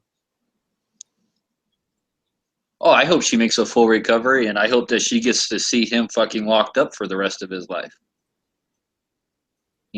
Or at least for like the next 25 years for every charge they can throw at him in the book, from attempted murder to aggravated assault with a deadly weapon to assault and battery to because if he used a knife and a rock, well, that's like 2 charges. So like that can be like 2 different charges of attempted murder with a deadly weapon. And like so like I hope they literally throw the fucking book at him and charge him with like 10 different things, and that his sentence does not run like concurrent.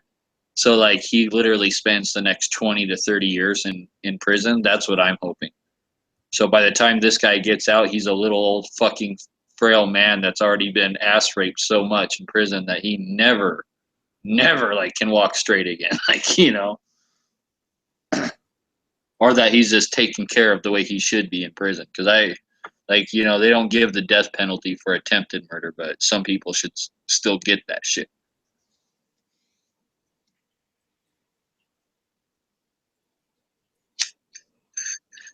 Yeah, I didn't see pictures of the victim before, but the woman who seemed to post that photo originally has an IG page, and I went to her page, and she's like a model. She's beautiful.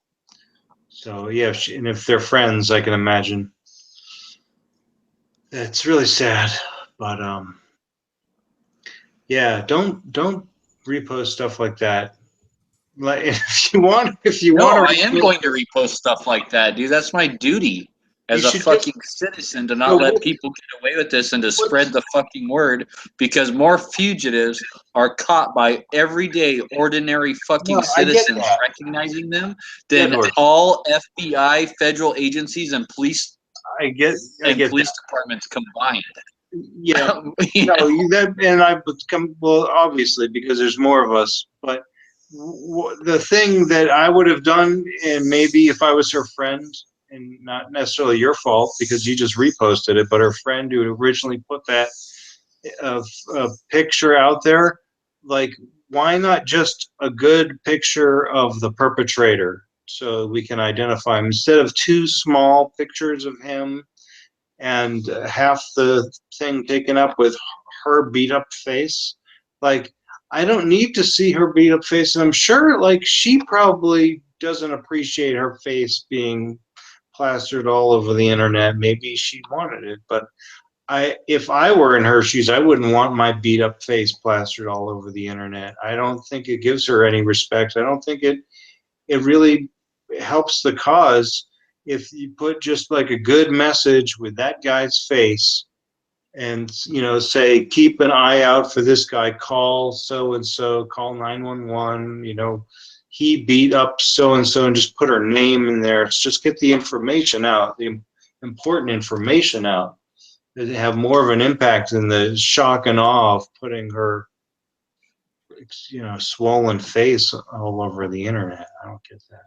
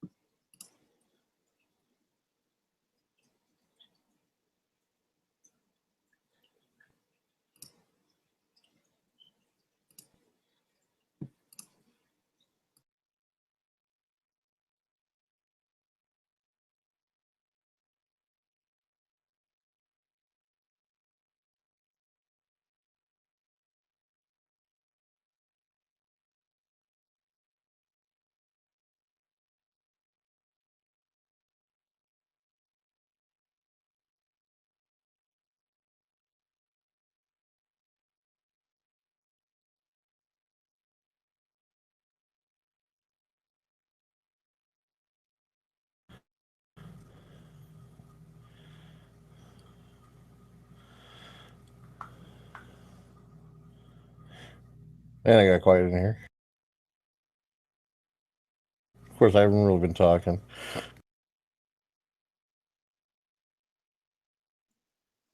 All it takes, like, see, my news stations here in Utah are not covering this story. Okay? I bet you Arizona and California aren't either. I bet you the only place this news story is being covered, and that guy could be walking at a Walmart in Las Vegas, or I mean in Utah right now.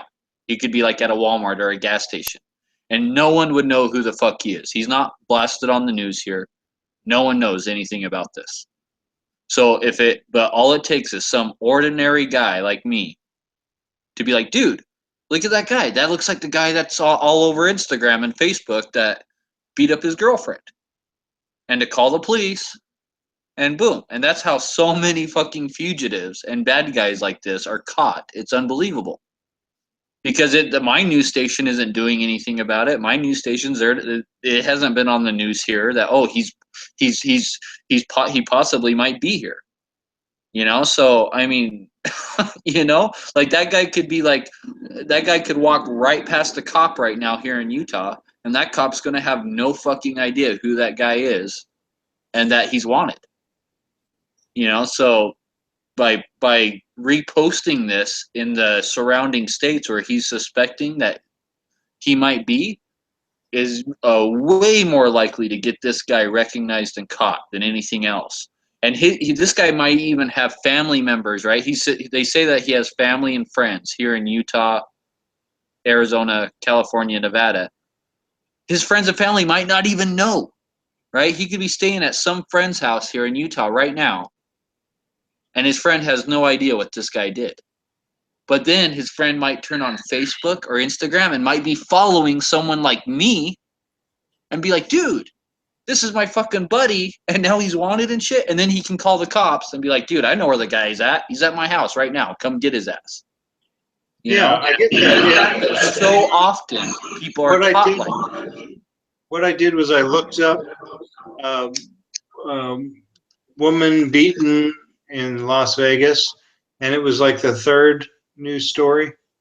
But yeah, the most recent, and it's off of Las Vegas 3 News station, and you know,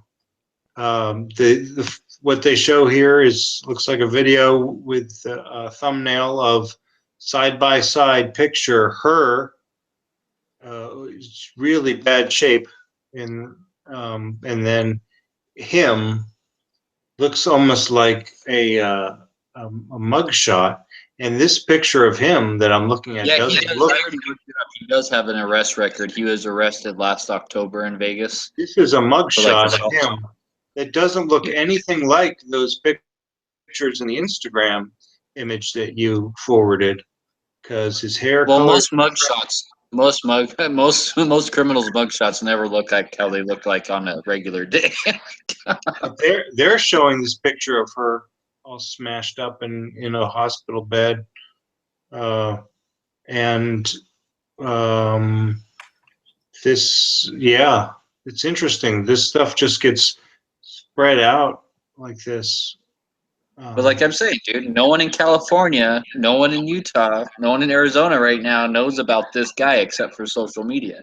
Because it's not being blasted on any news channels there. Oh, by the way, there's a suspected fucking like woman head cutter offer guy. Like, you know, he might be in our area. Keep an eye out for him. Like that's not on the news, dude. Like, you know, so if it's not for social media, that guy could literally walk right past a cop here right now, and that cop's not going to know who that guy is. You know?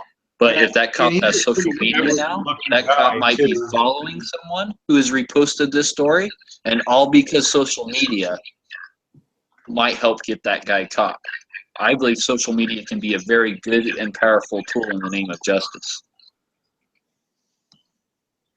Yeah, I mean, they did a pretty good job of patching her back up. I mean, I don't want to be looking at these pictures, but from what I can see, it's a very clean surgery. Oh yeah, that's sad. That's really sad. But I guess we can be glad that he didn't use a gun, because she may not be alive. Well, luckily there's this thing, you know, called that like felons aren't allowed to have guns, right? And so that guy's already a felon. So, you know, he already has an extensive arrest record. I've already looked it up. Like he was just barely in jail back in October, booked into jail for assault and battery. So I think he's already beat her up once before.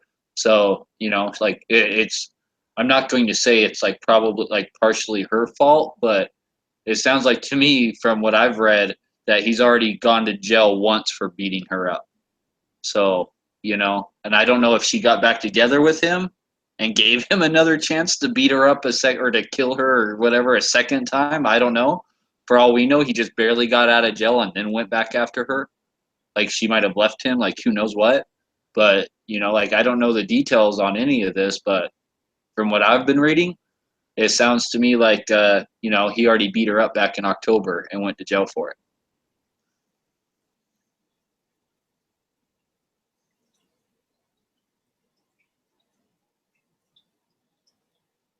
Yeah, it's crazy.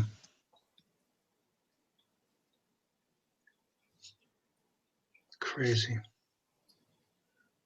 I think Las Vegas. We need to get that guy off the streets, man. Because like if he can do that to his girlfriend, dude, like what can this guy do to like a stranger, right? Or to do to a family member, to some innocent person just giving him a ride while he's hitchhiking or who knows what? Like, you know what I mean? Like he's a danger to society right now. Like, you know, and he's probably scared and on the run, and he's probably willing to kill and do a lot more bad shit to try and get away. You know, like they're saying he's in these surrounding states. Like I'm suspecting that he's probably trying to fucking cross the border somewhere. I bet you he probably headed straight south. Like, you know, I bet you he's trying to get into Mexico somewhere or something, you know, because he knows, like, oh, gee, I just tried to cut, you know, my girlfriend's head off. Like, people are going to be looking for me. Like, you know, so I suspect that he's probably trying to cross the border.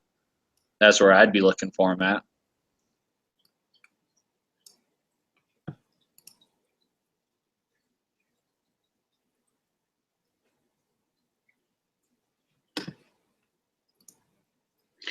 Yeah, I mean, his life is pretty much over one way or the other. So he doesn't have much to lose at this point. And it's too bad. Too bad. I wonder if he had a job or not that I really care, but yeah, I think they're going to catch him at some point. Well, the best thing about this is that now that Obama's out of office, Obama won't be able to pardon him.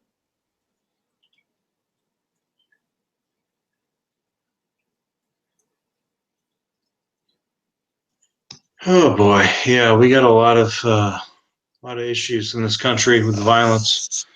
Chicago. Be interesting to see what happens there. If, Hear Trump. about the guy who just barely got shot and killed outside of his son's elementary school, and he Oh, was yeah. one of the drug dealers Obama pardoned. Ooh, I didn't know that was related. I thought that the guy who Obama pardoned got killed himself in a halfway house. I thought that was a different story, but That is a different story. There's three of them I've heard so far about people pardoned by Obama. One is that I guess just the other day, a guy was dropping his 5-year-old off at elementary school, took his son into the school, came back out, got in his car. When he got in his car, a guy had gotten in his car while he was in the school, waiting in the back seat. As soon as he got in the car, he shot him in the back of the head and then took off running. And then the second one is that 2 armed men went into a house with 12 people in it, all suspected like drug dealers, lowlifes, right? Like some kind of crack house. Literally searched for a specific individual who happened to be one of the Obama pardonees, right? Found him, executed him, right? And then left. So they didn't hurt anyone else in the house. They didn't take anything from the house. They searched for this one specific individual who had just barely gotten out on parole from Obama and killed him. And then there's the one about like the guy killed himself. So those are the 3 stories I've heard so far about the Obama pardonees. So like I don't know. Like if those guys were all still in jail right now, guess what? Like they'd probably still be alive, right? Like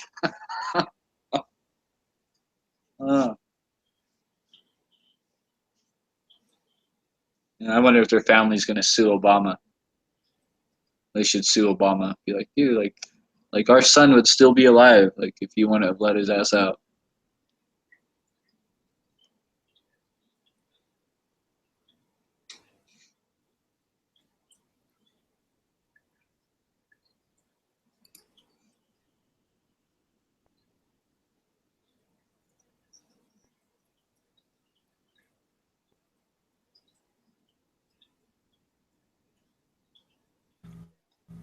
And as far as Trump sending in the feds to Chicago, I'm all for it. Let's do it. Like, let's do it. I don't know, man. Does that fall under the overreach? Governmental I don't know. overreach. Well, what they could do is they could lax their gun laws and let everyday ordinary citizens get their gun rights back to be able to protect themselves, right? And then I think it would kind of the problem would solve itself at that point. But unless they do that, I don't know. I don't see any other way of fixing none of the gun laws that they've proposed have seemed to make a difference, right? That they put on the books, nothing that they've done it seems to be working. So where do you go from this point? Well, as long as they stick to the powers expressed to them in the Constitution. Martial law. No, martial law is unconstitutional. It was deemed so 79, 72, 79, something like that. Does that mean that they can't do it? Yeah. I mean, I'm sure So you're saying that that the president cannot order martial law in America? Martial law was deemed by the Supreme Court unconstitutional. As far I could be wrong, but I'm pretty sure that's correct.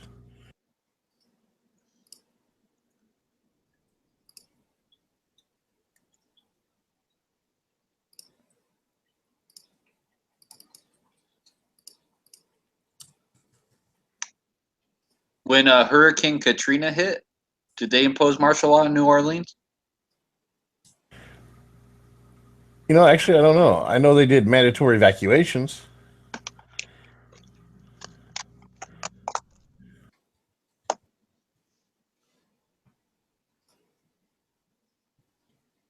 You see, I always thought like the governor of a state or the president could impose martial law.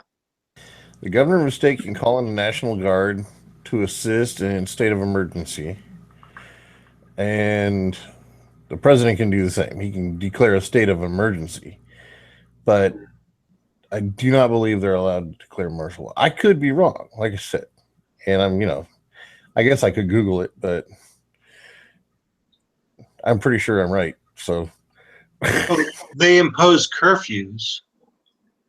oh, there's curfews now for people under the age of 18. There's curfews. Like here in California, it's supposed to be a 10 o'clock curfew. Nobody ever does anything about it.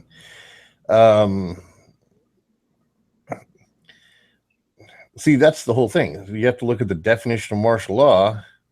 And then what exactly is being done, like during a state of emergency. And then it goes back to the whole thing. You know what? I could be wrong. I need to look that up. But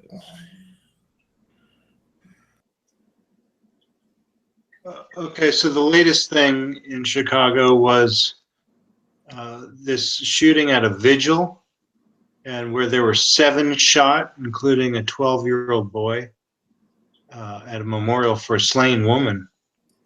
And I mean, this is ridiculous.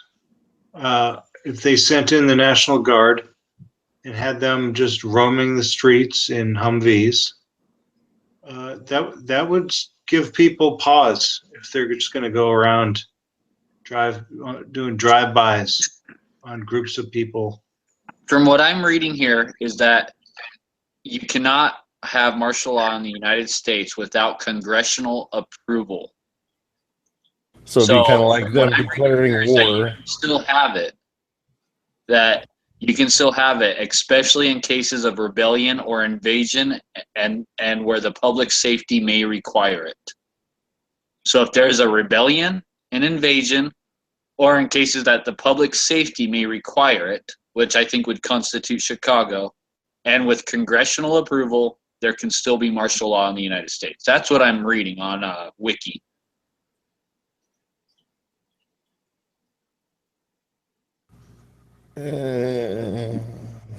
Okay. I mean, if that's what it says, that's what it says. I can't argue that. So,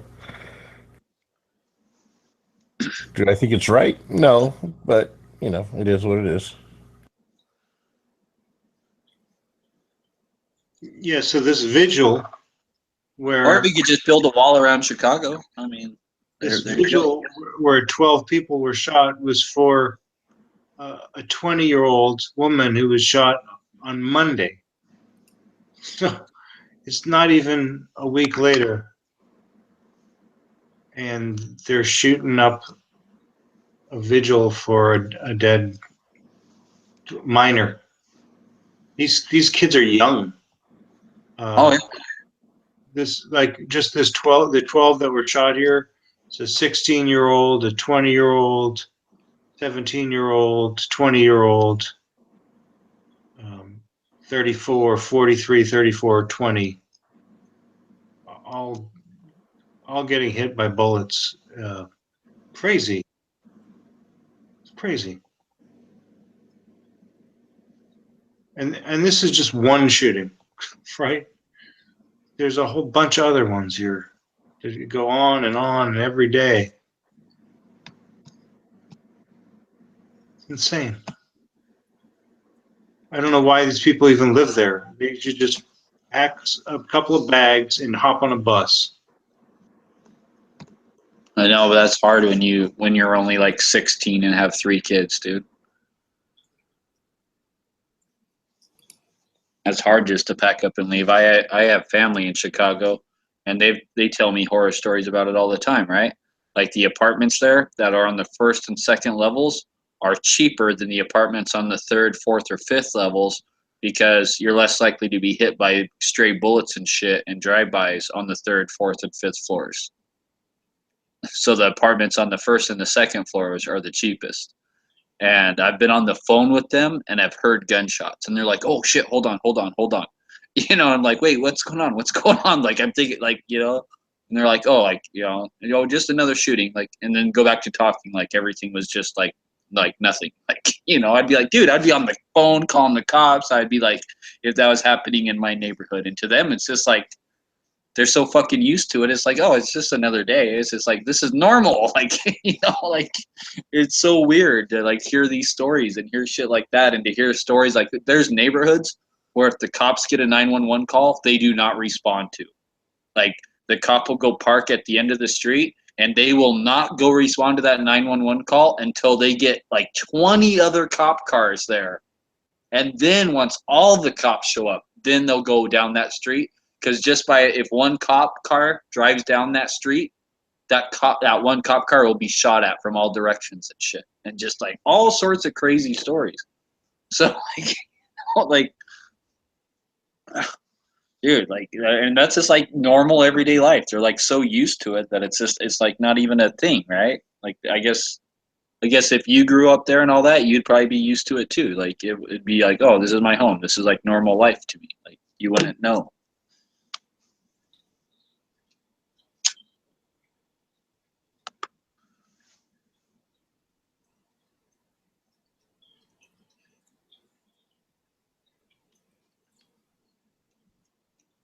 You know, and where the fuck are these people gonna go? Like, you know, like I can see them trying to work hard to get out of it, right? Like go to school, apply for jobs, stuff like that. But I just really can't see them just packing their bags and fucking like being like, oh, you know what? Like tonight's the night, let's go, and like and having nowhere to go, right? And then basically being like out on the streets, homeless, especially if you have family and kids and shit. I just can't see that, like. Well, they could go somewhere warm, where it's not freezing.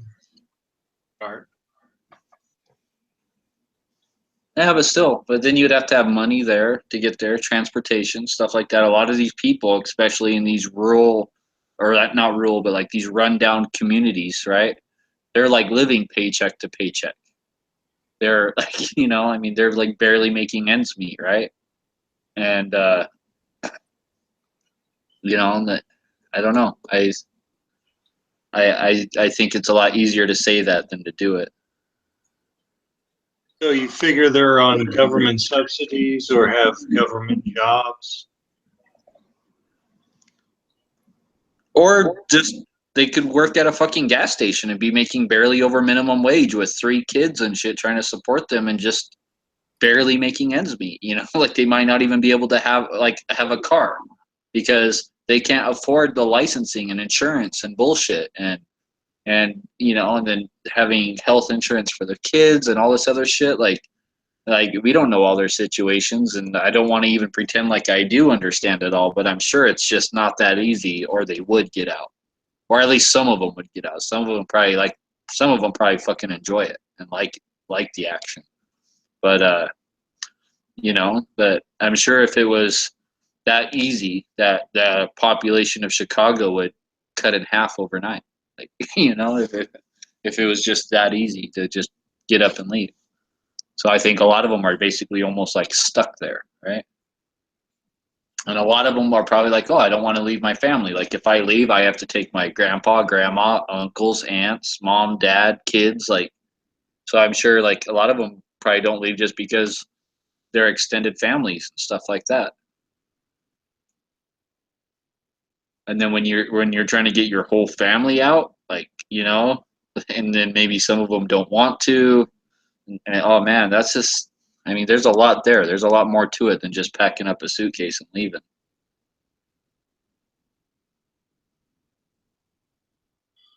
So if the National Guard goes in, they occupy Chicago.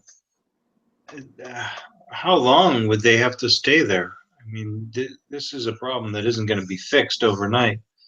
Well, I don't know. I didn't hear anything about National Guard or martial law. The words I heard was that Trump said he would bring in the feds. So when I hear the word feds, I don't think National Guard or martial law. But that's just me.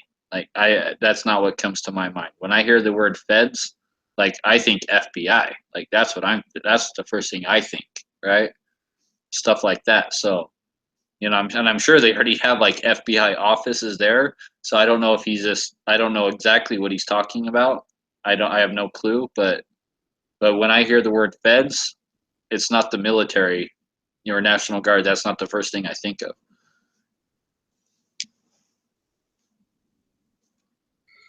Well, do you think someone like the FBI could go in to the state house and commandeer some offices and set up an oversight committee? That's definitely a possibility. Like, I mean, I could see them going in there and kind of taking control of some actual precincts and police stations, right? And being like, okay, this is what we're going to do. Like, we're going to change your plan. Like, we're going to help you out, like something. I can see something like that, yeah.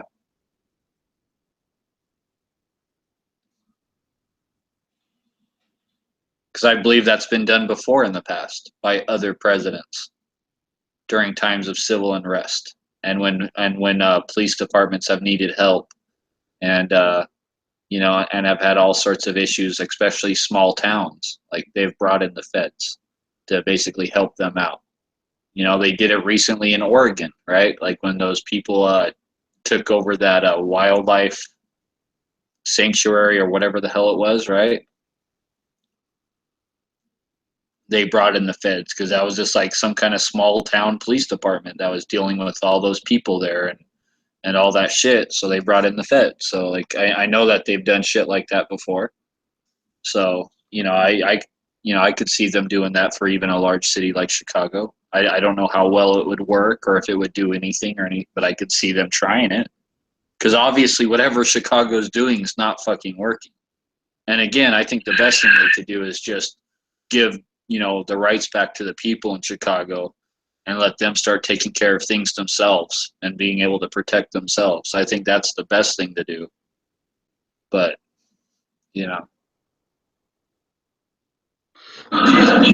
That if the FBI were to go into Illinois, do you think they would have to start on the state level? Perhaps go to Springfield, set up an office in Springfield, and then through the state government, reach out to oversee the city of Chicago? I have no clue. I have no clue how that works.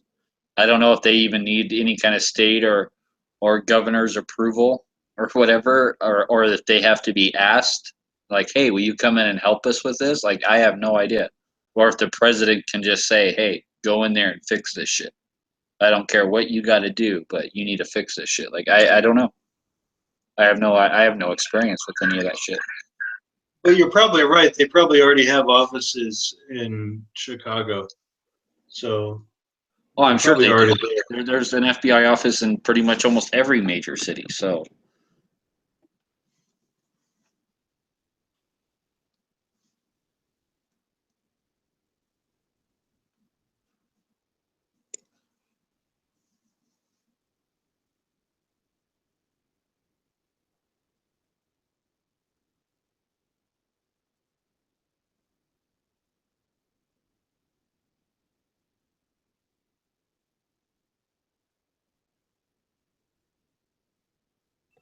I wonder what role Mike Pence is going to play in the administration. He seems like he's got a lot of experience in Indiana, right next door to Illinois. Maybe he could be a part of that, spearhead that issue.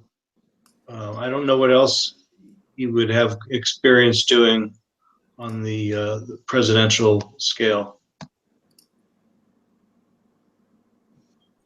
I don't know. In my experience, the vice president's main job in every administration has been to be the butt of a lot of jokes.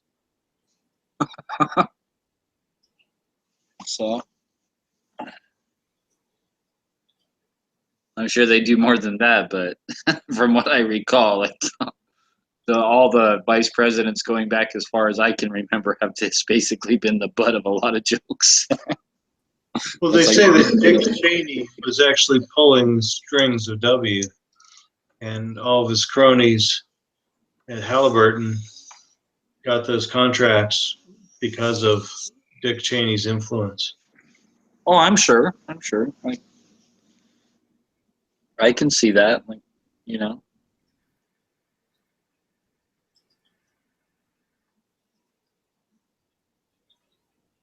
I remember people talking about like Dan Quayle, like how stupid that guy was. Like he only had like a, like he had like I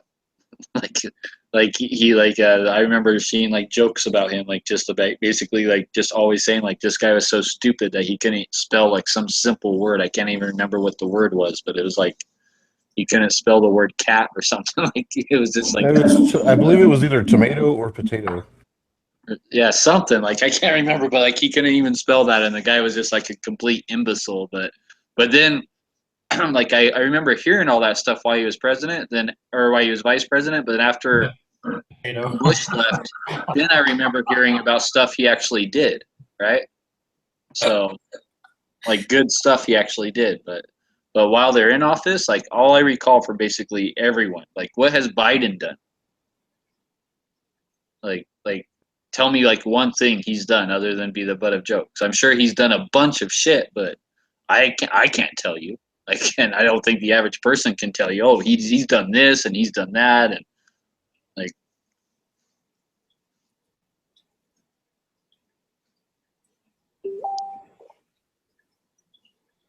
Are the chat room sounds back on for me? Oh, it was John Kerry that couldn't spell potato. No, it was Dan Quayle, and he altered a 12-year-old student's correct spelling of potato to potato.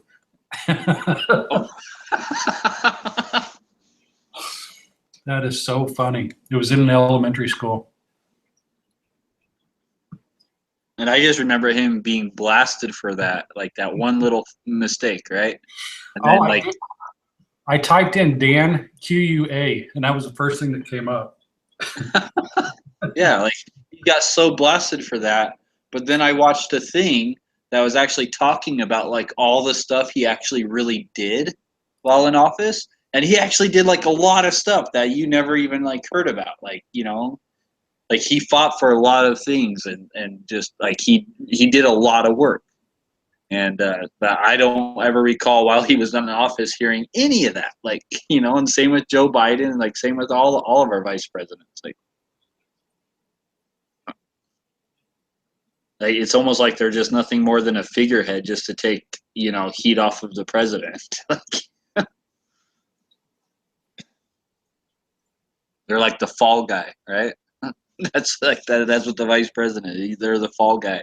So I suspect, like, even though I like Pence and stuff, I suspect Pence is just going to be just like all the others, and he's going to become the butt of a ton of jokes, and he'll do one little fucking stupid thing, and then like everyone will never let him live it down, like because he'll be the fall guy. Well, I feel like he's pretty sharp. And, oh, he is. That guy's. Oh, dude.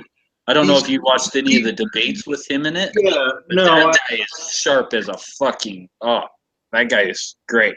I love it. Honestly, I don't feel like he's going to be the butt of jokes because Trump has been the butt of all the jokes and continues to be, and he's the perfect whipping boy for making fun of. Like, they've got it in the president. Why do they need to go to the vice president?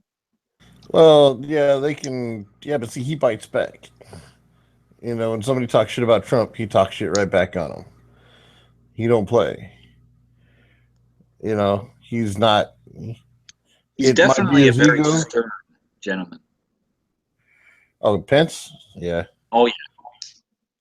He's very stern. I love it, dude. Like, he's, like, I like that guy. He does not fuck around, yeah. He reminds me of like somebody you'd see in a movie that would be like a general or something like that in like a war movie or something. the way his character is, the way he carries himself. Oh yeah, I could see him being like playing the new Dirty Harry role. Like, yeah, I Yeah, could- definitely.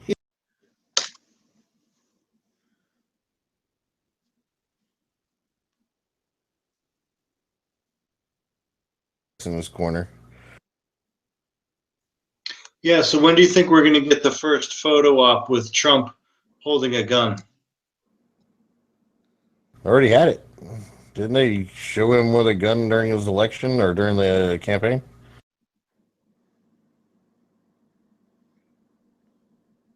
I don't remember that. I know we had Obama doing his photo op with the trap shooting, and George W. Bush.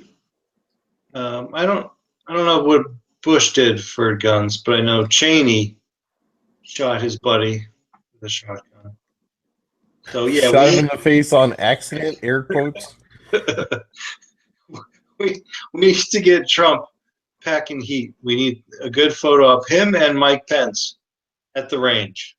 That's what I'm waiting for. Well, you have to give Cheney boss, dude. You know that you're like a major player. Like, if you can shoot someone in the face and then they apologize to you for it. So if you can do that, like, I mean, you're at the top, dude. Like, if you can shoot your own friend in the face and then they apologize to you for it, like, dude, you've won. Like, you win. Like, there's like nothing more you need to accomplish in your life. You're done. That's like playing the game of life and winning. Like, you're at the top.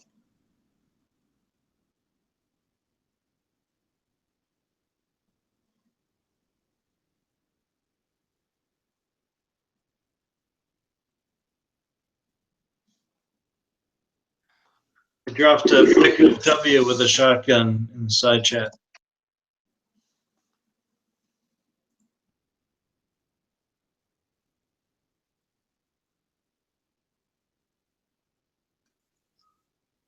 Apparently, it was from an article right after Aurora.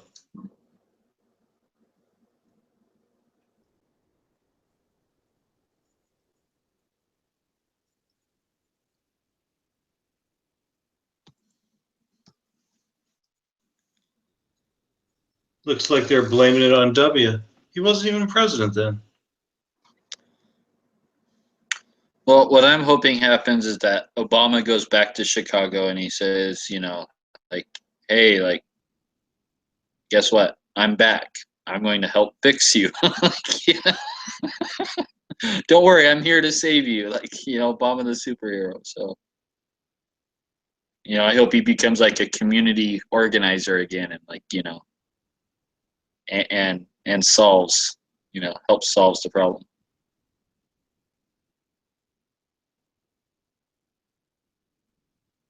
Well, yeah, he's still relatively young. We haven't heard the last of him for a long time. If not, DM me your address.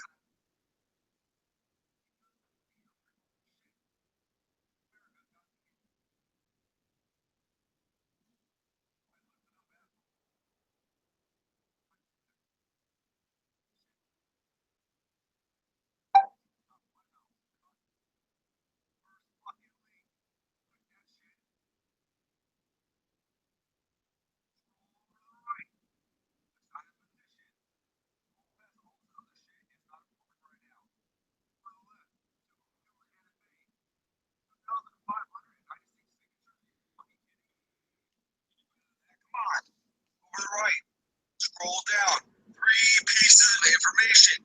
Fill that shit out, sign it.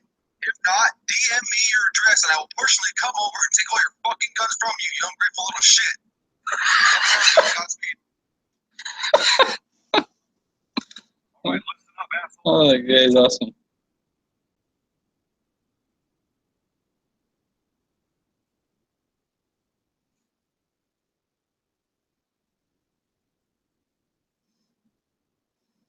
Why does that not have more signatures still? Like, it's only gotten like 200 signatures in the last 3 days, and it's been constantly posted on social media. Like, what the fuck?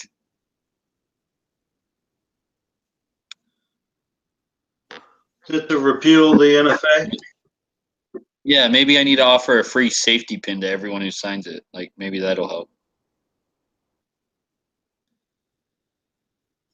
Doesn't Congress have to do that?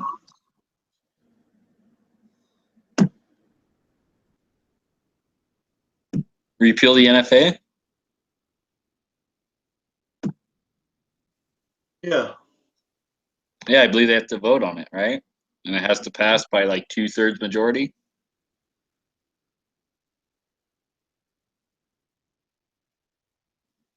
I think it's only 60%.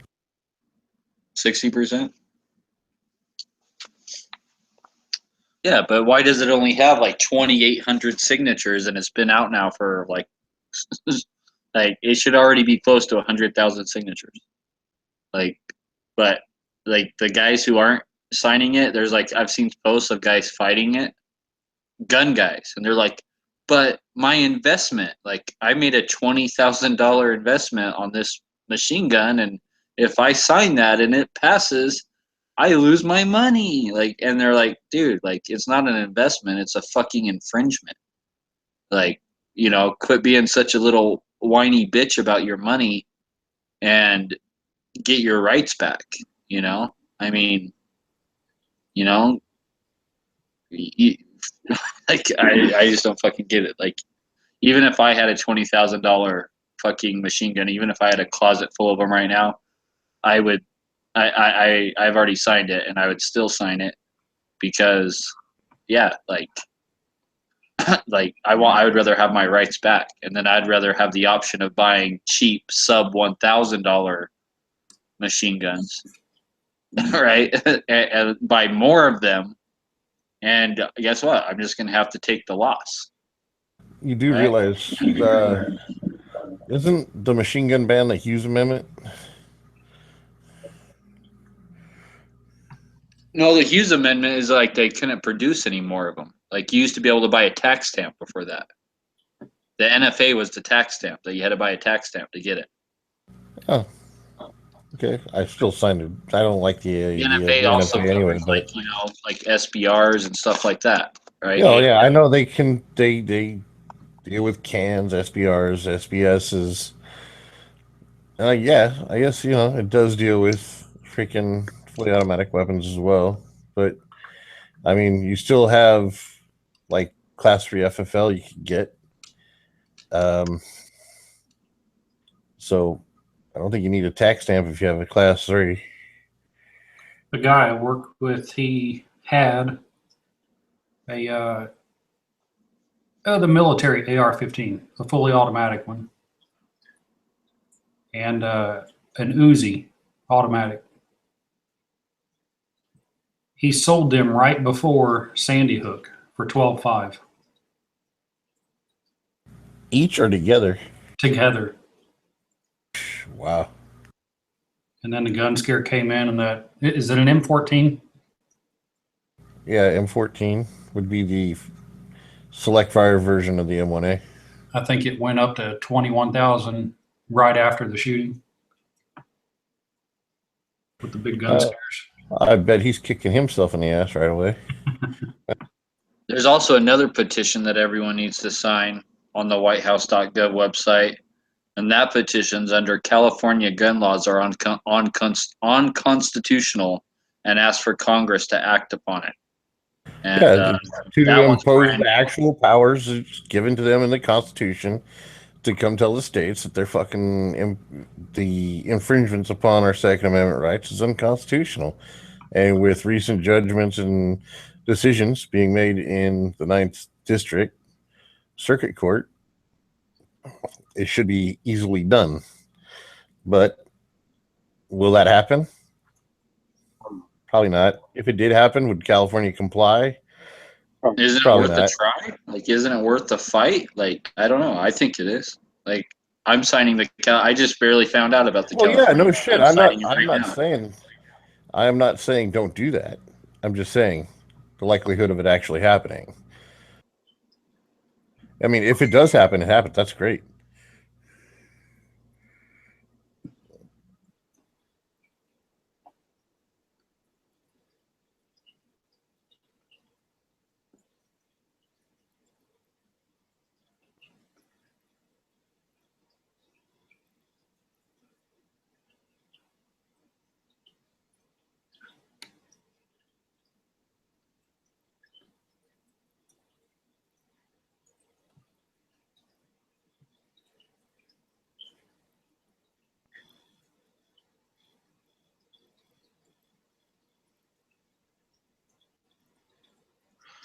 All right, I gotta head out. Talk to you guys later. Later, Clay. But you should be promoting that on your show heavy about the California. Oh yeah, petition. it'll be mentioned. Freaking yeah, that's gonna be one of the brief topics. I'll go over that. I struggle every week to come up with a main topic because everybody's already covered everything that has happened by the time my fucking show comes up. So, but yeah, I mean, that will definitely be talked about.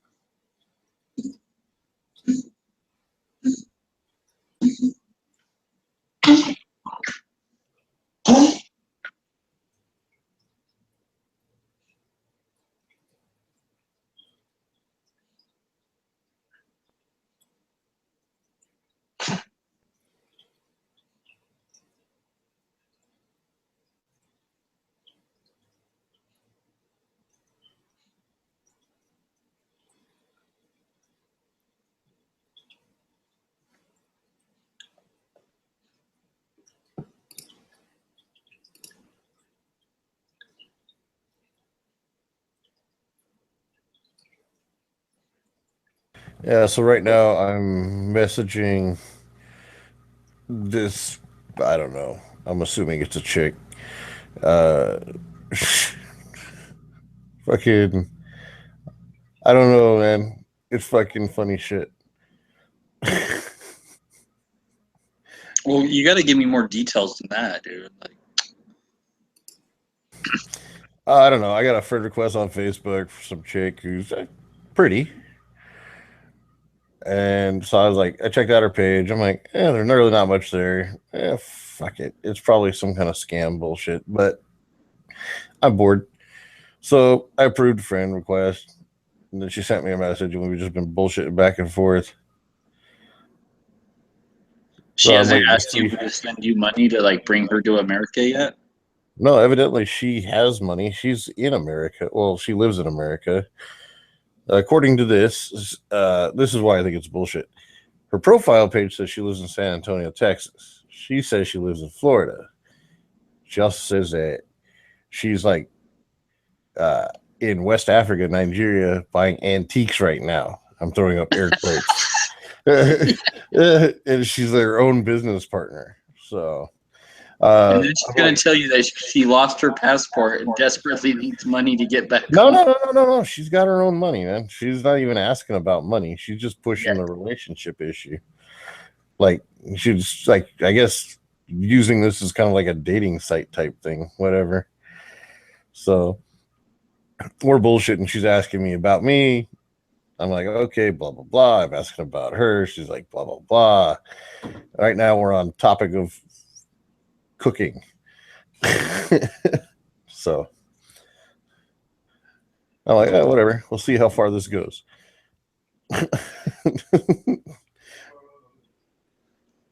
Like I said, they haven't asked for money yet. Like, Oh yeah, so that's they're gonna get like some of them are good, man. Like they try and lure you in like deep down the rabbit hole, right? Give you like a false sense of like security, and then they're like, "Oh, guess what? Today I just lost my passport, and they're going to like imprison me here unless I could like leave the country within like 24 hours." And like they took all my money and my credit cards, and I need like $800 like Western Union to me. Can you help me out, sweetie? Like, because we've been talking online for a week now, and like we're basically boyfriend girlfriend. Don't you love me? yeah. Just Well, no, because I actually brought up money. I'm like, so what is your financial? What are your financial needs? Do you have a high standard of living? Is money not an issue? Somewhere in between. Danced around it, didn't answer the question. Uh, so I was like, she asked me, can I cook? I said, yeah, I can cook. I like to experiment in the kitchen because I just like to make shit up as I go sometimes. And then I was like, I'm also an adventurous eater. What's the weirdest thing you've had to eat? And she tells me she can cook Mexican food, Italian food, seafood, shit like that. And I'm like, okay, so what's the weirdest thing you've had to eat? She still hasn't answered that. Now she's asking me about my music taste. So, like, and I mentioned earlier I have an eclectic music taste, so I guess maybe she's trying to narrow that down. I don't know, but I'm not taking this seriously. But, why not? It doesn't hurt nothing. If she asks for money, well, then just, oh yeah, and I've already told her I'm broke, so, and she's still talking to me. That's kind of weird.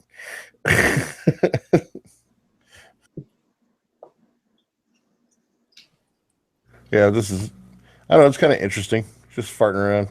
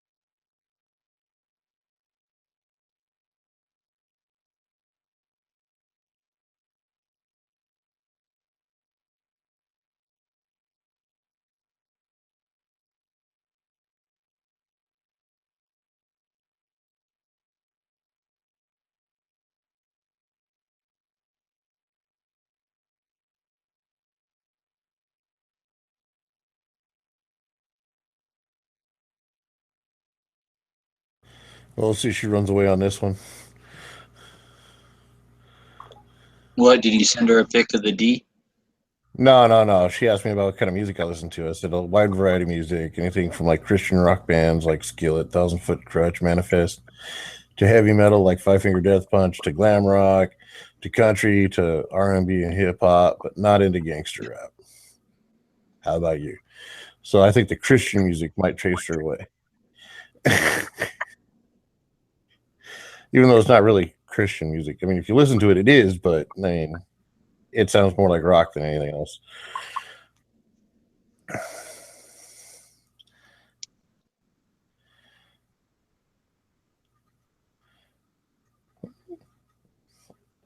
Oh, evidently she's down for Christian music too.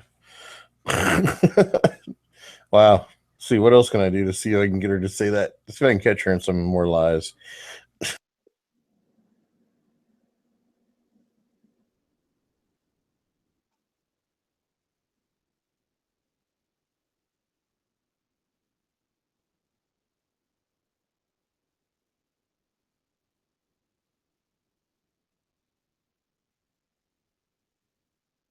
Yeah, Pink, Skillet's Christian rock, brother.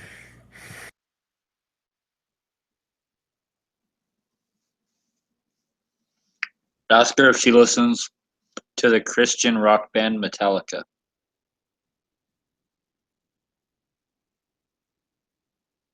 No, it's okay. I wouldn't, blaspheme Metallica like that.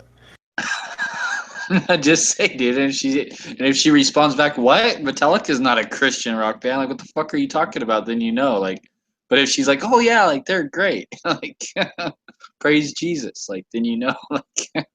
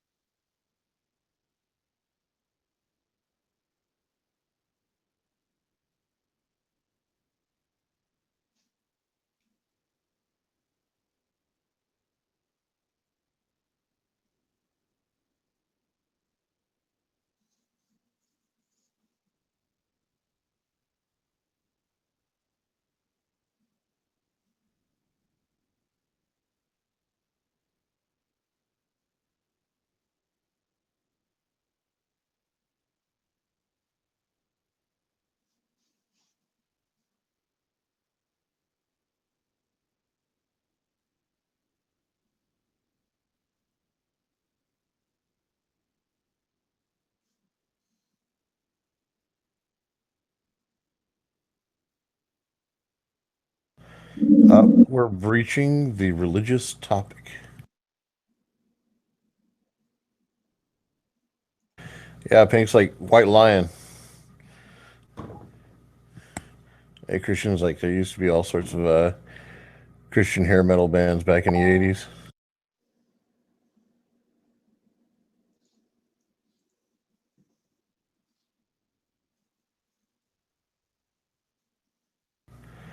Yeah, like the Christian rock I listen to, well, it's not even just Christian rock. It's like, I don't know. Well, yeah, it is. I mean, like Skillet, Thousand Foot Crutch, Manifest, Disciple, Red. Those are all like Christian rock bands. But I mean, I do listen to some of the other stuff, like some Toby Mac, stuff like that. I don't know. If it sounds good, I listen to it. What was that? Night Ranger? I haven't even heard of them. I have to check them out now. Wait, you don't know who Night Ranger is? Nope. What? What? We built this city. We built this city on rock. Like, you don't know that? Come on, dude. That was Europe. No, that was Night Ranger. That was Europe. No, I swear we built this city was Night Ranger. Wasn't it? Actually, I don't remember. That was like I swear that was Night Ranger. that was like the #1 worst rock song. Yeah, it was Night Ranger. We built this city was done by Night Ranger, and they're a Christian rock band. I don't know, man. I want to say it had to. Then maybe like Europe did a cover of it or something. I don't know. And then Sister Christian. Remember that song, Sister Christian? Nope. That's Night Ranger. Like, dude, those are like 2 hit songs for Night Ranger back in the 80s. Like, that's like the first Christian rock band I ever remember listening to. Thank you, Mr. Dr. No. Sorry, I called you Mr. No. I know you didn't go to 6 years of evil medical school to be called Doctor or Mr. No. Yeah, Jefferson Starship was the band Starship. that did We Built This City on Rock and Oh, Roll. was it Starship? Yeah, Starship. Yeah. I knew it had to be something like that. Starship, Europe, Asia, one of those. 1985. I thought that was Night Ranger. I could have swore that was Night Ranger. Dr. It knows was Starship. What about Sister Christian? Was that Night Ranger, or am I getting him confused? No, Sister Christian was Night Ranger, according to Dr. No, and he says no, Christian Ranger or Night Ranger isn't a Christian rock band. Is not.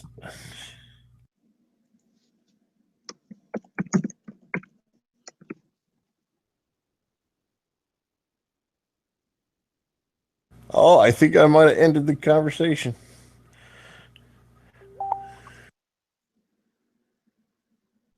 Yeah, Europe Final Countdown.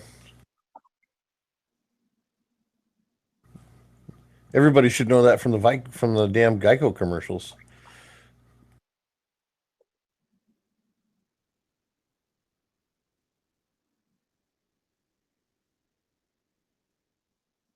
We Built This City was named the worst song from the 80s. Yeah. It's like one of the worst rock songs ever made or something like that.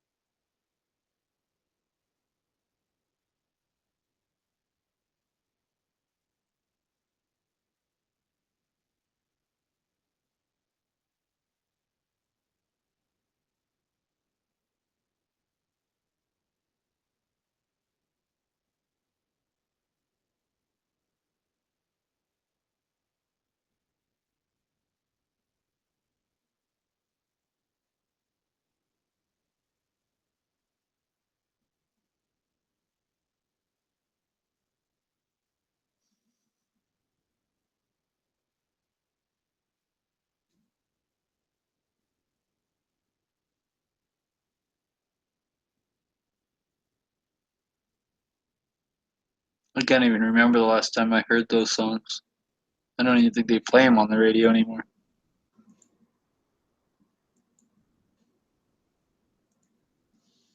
Yeah, Striper was a really big Christian rock too. Oh, and this girl Tiffany sent me a friend request on Facebook, so we're just messaging. So, like, I'm just fucking around, see if I can say anything to chase her off or whatever. It's fun. Sometimes I do that.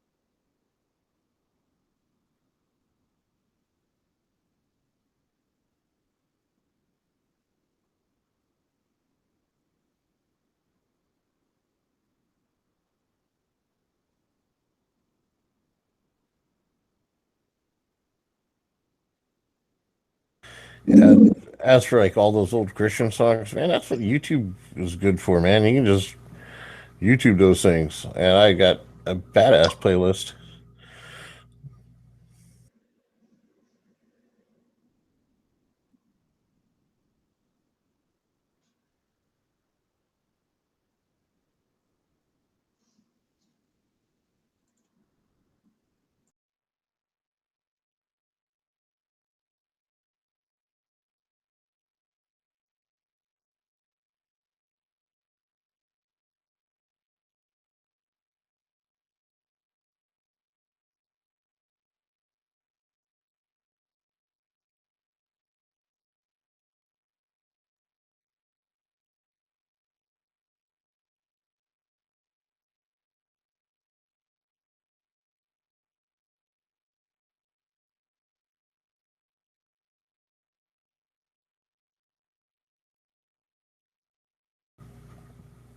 So, yeah, I miss some of that old stuff sometimes. Like the cool thing about music is it's timeless.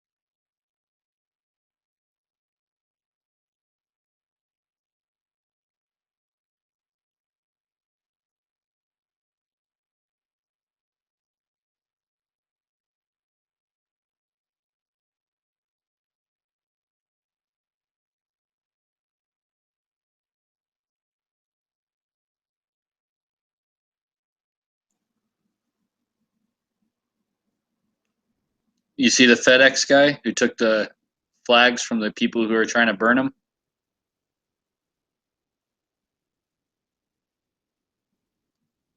No, I didn't. When did this happen and He where? walks up, he grabs one flag, like there's a whole crowd full of fucking people, like burning flags. This FedEx guy, looks like he's like in the middle of fucking work, like stops, like runs into this fucking crowd, grabs a flag, right? Like goes back to his FedEx truck, grabs a fire extinguisher, comes back, and this guy's like solo, man, with like a crowd full of these fucking animals, and runs back into this crowd with the fire extinguisher, starts spraying the other fucking flags, and then like starts to get attacked, and he's like starts swinging that fucking fire extinguisher.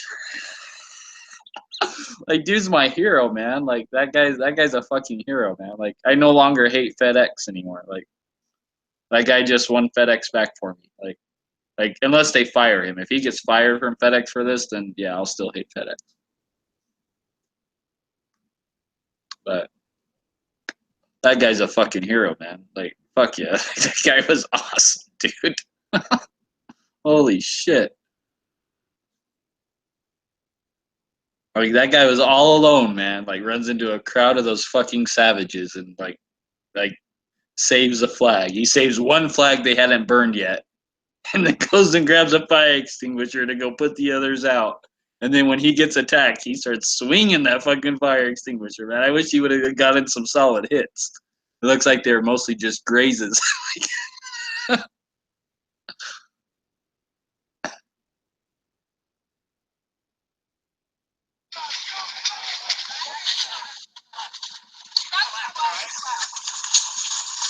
Yeah, hit him with that fire extinguisher. Yeah. That guy's awesome, dude. Oh, that sounded like a solid hit. Sounds like he got one solid hit in.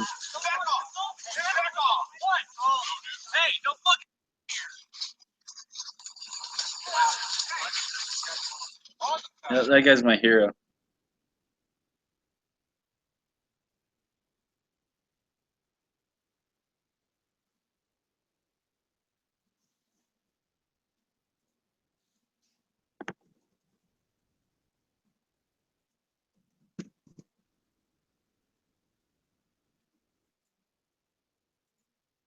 Did he make it out alive? Yeah. Well, from what the video shows, I don't know. Like those fucking animals could have caught him down the street. Like I don't know. It doesn't show. Like it only shows like 20 seconds or something. Is what happened to him. But I'm sure if like FedEx, like I'm sure if FedEx gets their hands on that video, like I'm sure they might fire him or something. But that guy should be like hired by the United States Postal Service. He can come be my mailman. Like here's the link to the video right there.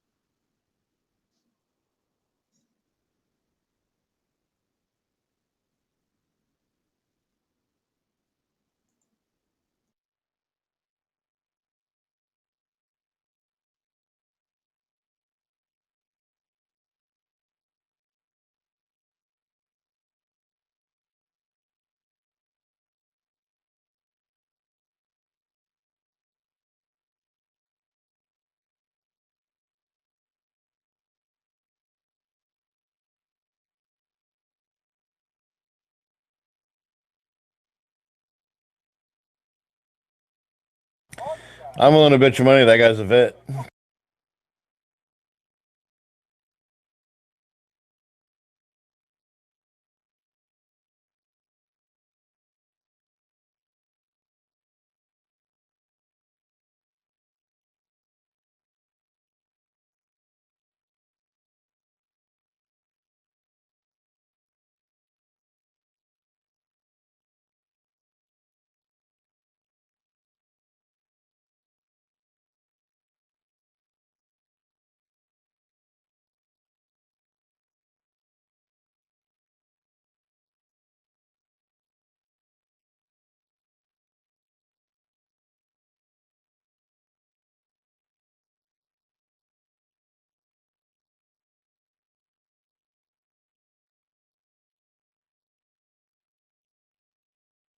Yeah, that guy's a vet.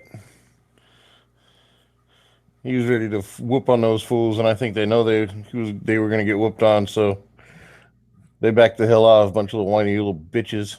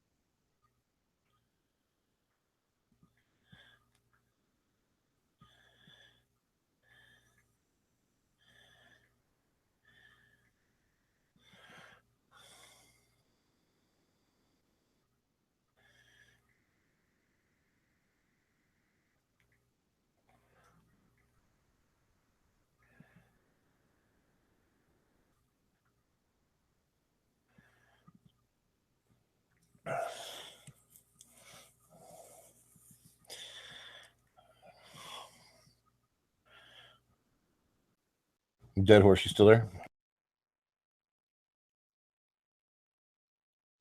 Yo. Yeah, that guy's a vet, dude. Oh yeah, I can tell by the way he holds himself. Yeah, I he's just tagged Donald Trump and I said, please make this guy Postmaster General. Like, fucking awesome. like that guy's my fucking hero for the week, man. That guy's awesome, dude. Like he ran into that fucking crowd of animals to save those flags. That guy's a fucking hero, man. Like, not all heroes wear capes, man, but they do try to save the American flag from being burned. So.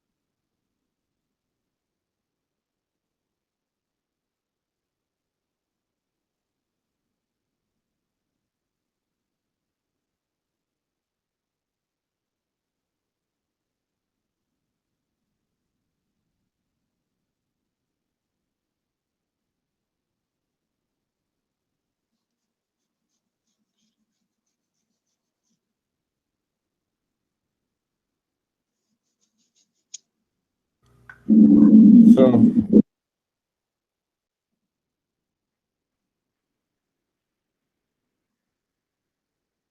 Holy shit, this guy went from 50 followers to 1,500 followers in about 20 minutes. the Instagram guy? No, this John, like some guy came across my feed. He had like the name of like John Adams, like 199 or something. He's in Bakersfield, California, and he's a descendant of like John Adams, and he's into like law, like gun law, stuff like that. He posted a thing like, "Hey, I'm starting a new account. I'm deleting this one." He had like, I don't know, like over like 5,000 followers or something on his other account, but he's like, "I'm going to delete this account and start a new one. So follow me at this new one, which is John underscore Adams 1667." So I followed him, and when I followed him, I was like the 50th something like subscriber or follower of his, right? Like number 50, and this was just 20 minutes ago, and now he's up over 1,500. So like it's like wow, like he went from like this time at night, he went from 50 followers to like over 1,500. Like wow, in like 20 minutes. That's a shitload, dude. That's fucking insane.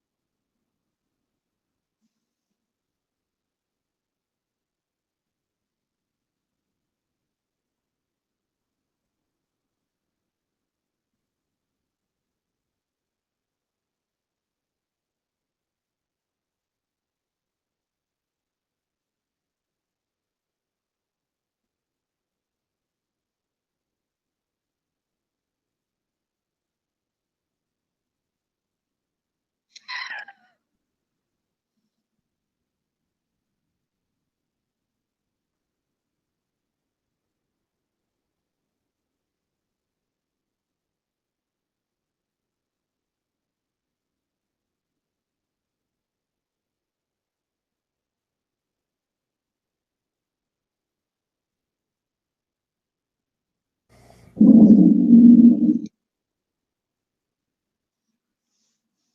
there's going to be a Black Panther march in Wilmington on January 29th. Wilmington, North Carolina. Like I said, as long as they don't riot, I'm cool. Well, according to North Carolina general statute, it's unlawful for any person participating in, affiliated with, or present as a spectator at a parade, funeral procession, picket line, or demonstration to willfully or intentionally possess or have immediate access to any dangerous weapon. So, Wilmington Police Department Assistant Chief explained those laws to organizers, according to police spokeswoman. But they're still planning on it. So, looks like a bunch more people will be going to jail on Sunday. not necessarily. They could end up marching peacefully. Who knows? No, Granted, like no, I mean, from they are statute- the from they are state the statute, if it's illegal to have a gun on you during a protest, and they go out and protest with guns, they're going to go to jail. Now, are they saying they're gonna protest with guns, or are they saying Yes, they're just it's gonna an protest? armed protest. Oh well, then fucking. It's an armed march. That's what they're calling it. Armed march against terrorism and genocide. The RBP. Well, now, just because they have arms, are they going to have Party. ammunition with it? They may go out there with their rifles and whatever, like they've done in the past, but will they be loaded? I mean, if they're just doing it as a display and there's no ammunition, then it's really not. It's Well, reading right out of the law, it doesn't say anything about the guns have to have like ammo in them, like or anything. Like, I'm sure if they have swords, knives, guns, I'm sure that they're not really going to care if they have ammo in them or not. Like I just see a lot of people going to jail on Sunday. Like, that's all I can say. Yeah, we'll see. I mean, I don't agree with their. Well, remember, Trump's president now, not Obama. So yeah, I understand that, but still, I mean, gather, and as long as they're not doing anything violent, that kind of sets a precedent for us too. Does that mean now if we decide we want to carry our firearms for self-defense, concealed or open, and we go to a rally, is that going to affect us as well? Yes, it will. I'd say it depends on how your state laws, what your state laws are. Yeah, and in North Carolina, evidently that would affect them. That would affect lawful people who carry firearms to defend themselves. It would cause them to be in trouble with law. They would be breaking the law at that point. So that infringes upon their freedom of speech and their freedom, and the Second Amendment, their right to keep and bear arms. Now, do I agree with the Black Panthers and their philosophies? No, I don't. I think they're the black version of the KKK. But it is still their right. Well, like I said, either way, it's against the law, and I see a bunch of people going to jail on Sunday. It's a new America, man. Like I don't see this shit being tolerated and promoted like Obama did. Like Obama used to promote shit like that. So now it's a new dawn. I don't see them like even if it's all peaceful and shit, which I doubt it will be. Like I'm sure like cops will be shot at on Sunday. I'm sure like a bunch of shit's gonna go down. Like so I don't know. We'll just have to wait and see. But I don't see good things in people's futures like on Sunday who are going to that. Like I just don't. For both law enforcement and the Black Panthers, I don't see good things in store for either one of them on Sunday.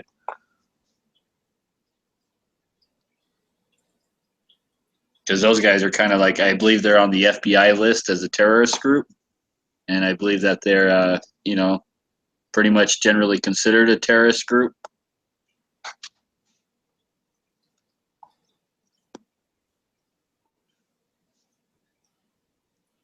Well, okay, so we'll see what happens. They may not do it. They may just be talking a bunch of shit too. So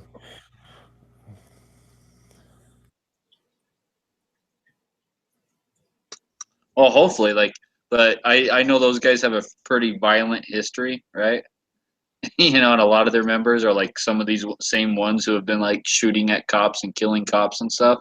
So I'm just curious what's going to happen if the police chief, because the police chief's already come out and said that, you're breaking the law, your ass is going to go to jail if you do this. So, so if they go out and do that and the police go out to disarm them and arrest them, I'm curious to see what's going to happen, man. Like that's, I'm going to be staying, I'll be watching the news on Sunday, that's for sure.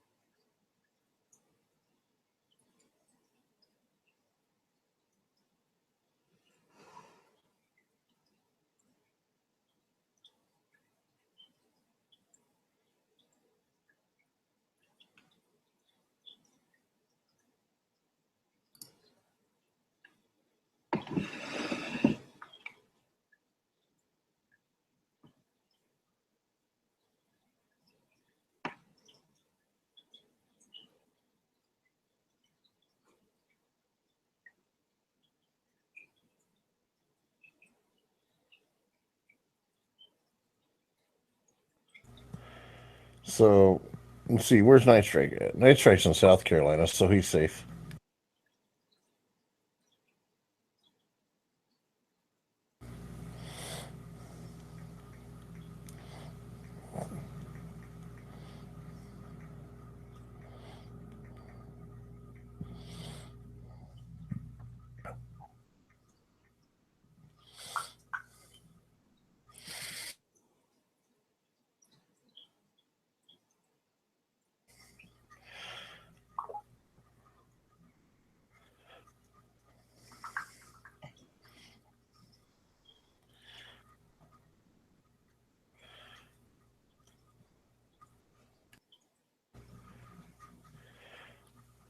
So what are you thinking, Dead Horse? You thinking it's gonna spark some kind of race riot? Honestly, what I think that's going to happen is that they're going to start to go out of march, and the guys who are obviously open carrying weapons, who are breaking the law, will probably not be gone after, like during the march, right? But like maybe like right before and parking lots surrounding the meeting area, and after, that's when they're going to be singled out and arrested. So chances are I don't see much happening. I hope not. Like I don't want to see anyone get killed on either side or shot at or any bullshit go on, because we've just had too much of that. But I do see some motherfuckers going to jail. Like I do, because the police chief already like straight up warned them that like this is against the fucking law. Don't do it. So if they still do it, like I don't see the police chief backing down. Like I don't know. He might. Who knows? I don't know him. He might be a pussy. I don't know.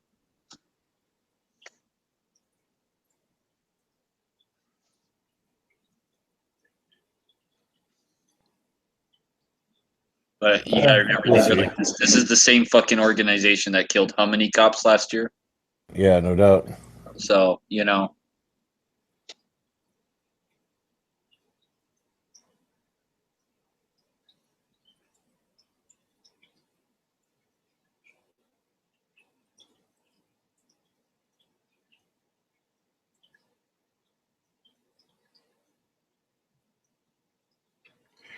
It's a march for black Africans murdered by police. I guarantee you someone's gonna. well, they're saying that, right? Intentions are gonna run high, but they're calling it terrorism. They're saying that the police are terrorists and stuff. Like So I mean, and tensions are gonna be running high, and they're gonna rile themselves up. Like no cops are gonna have to do anything to rile these people up, because like they're gonna rile themselves up. And then I see a couple motherfuckers being like, I gotta be the martyr, or I'm gonna be the hero today. Something. They're gonna get brainwashed. They're gonna brainwash some fucking poor guy with an IQ of only 60 to do something stupid. So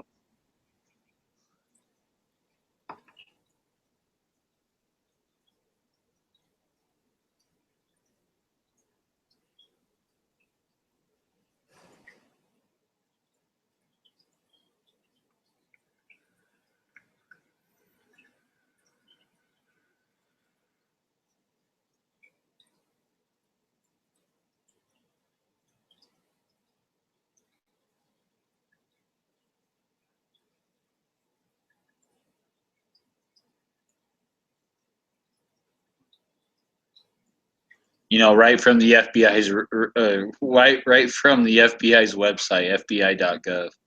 The Black Panther Party, BPP, is a black extremist organization founded in Oakland, California in 1966. It advocated the use of violence and guerrilla tactics to overthrow the U.S. government. Like, so, just another peaceful protest, I'm sure. That's all it's going to be.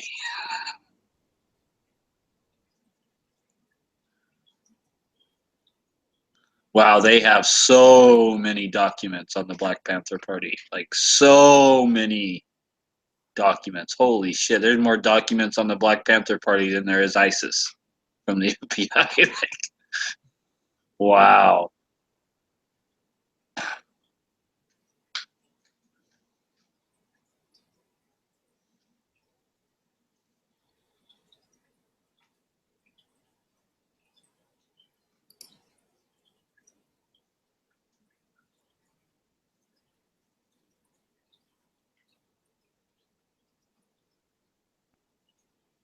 They actually have a newspaper in North Carolina called the BPP newspaper. They actually put out a newspaper there, the FBI says. And a lot of their funding comes from that newspaper, which is probably all just hate propaganda bullshit.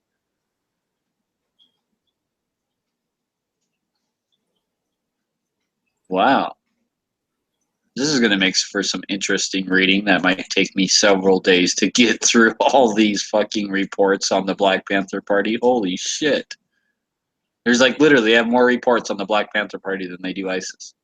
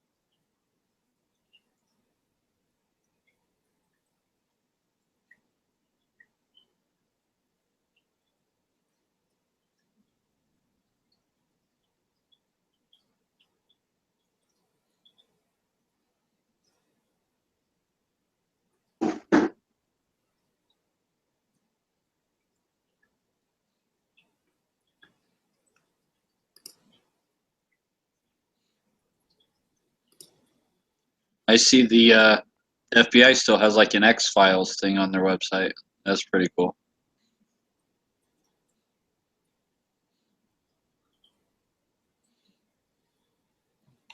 I don't know if you saw that link I posted earlier that all of Obama's videos have been erased from the White House's YouTube page. No, that's normal. Like the same with all the White House websites. Every new president that comes in, they do that, but they're screaming, "Oh, like that's because Trump's racist and shit." But that's like just normal, dude. Like they always do that. They always kind of wipe that slate clean, you know.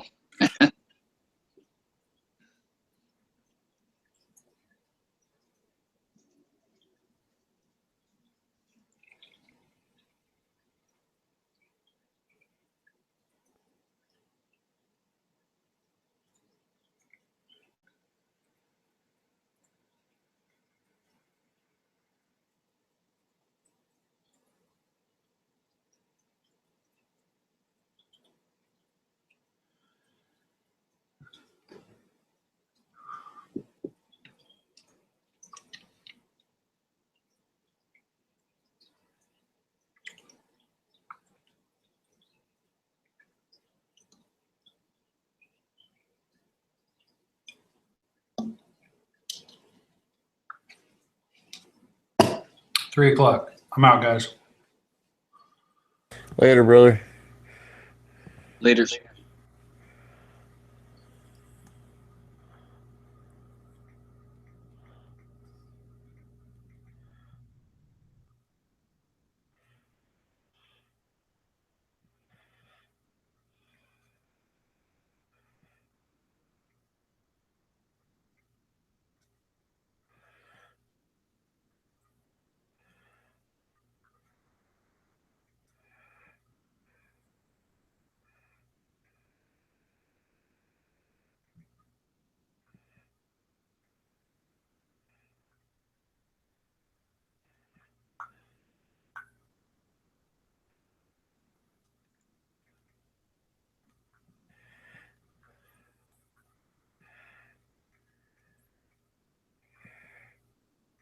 the Southern Poverty Law Center, who helps, who tries to help minorities, and is a watchdog organization that monitors hate groups, has tracked the new Black Panther Party since 2000, and says the new Black Panthers are a violently racist and anti-Semitic organization whose leaders have encouraged violence against whites, Jews, and law enforcement officers. I'm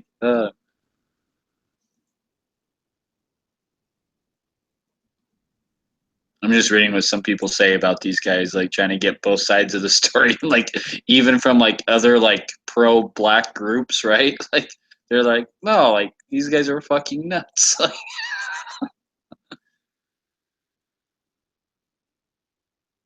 They have strong ties. The Black Panther Party has strong ties to the BLA, the Black Liberation Army. Like just, oh, dude.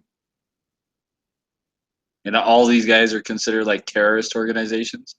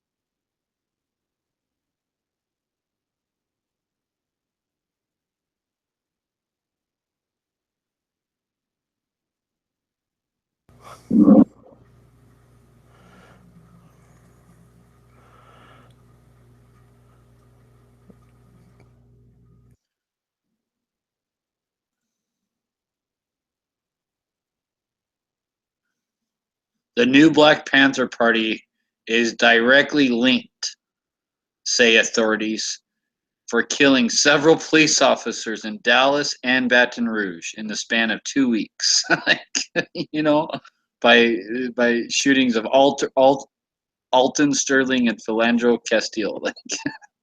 Like, yeah, those guys had ties to the Black Panther Party, but you know what? Like, yeah, like it's going to be a peaceful protest.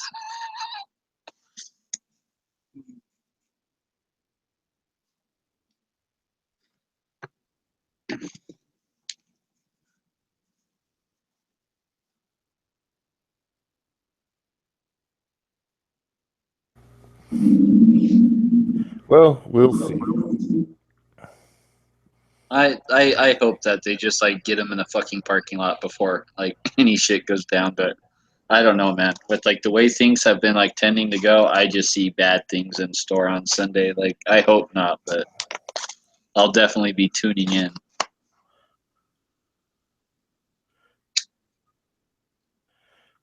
Because it looks like it's being pretty heavily promoted, and I'm seeing like things like people are planning to travel from all over as far as Florida and New York to attend. So we'll see.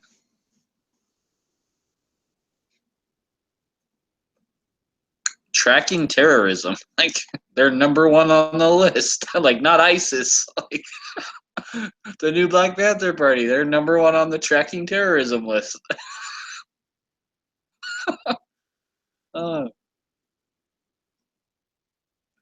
That's funny. Like I would have thought for sure like ISIS, Al Qaeda, like something like that would have been like number one. Like, oh, like these are like the number one people you got to watch out for and worry about in America. No, it's the Black Panther Party.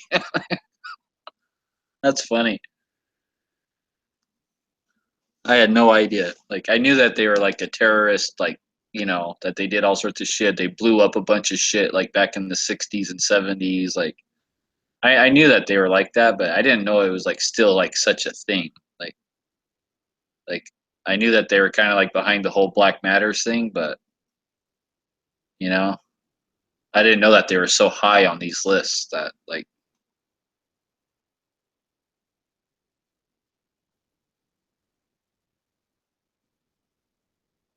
I didn't realize they were that high on the list either.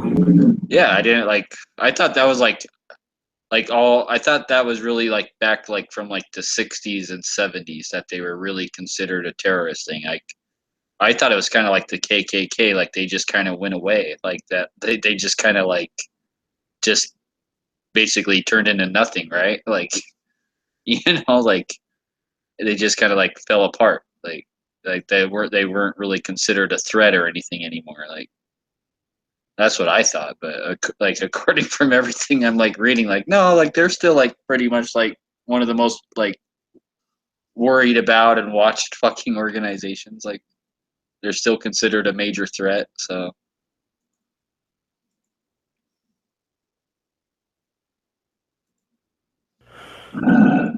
Wow. I'm getting major feedback when I talk. Is my mic okay or? yeah, you sound fine. It's probably my fucking. You're probably hearing yourself back through my computer or some shit. Probably.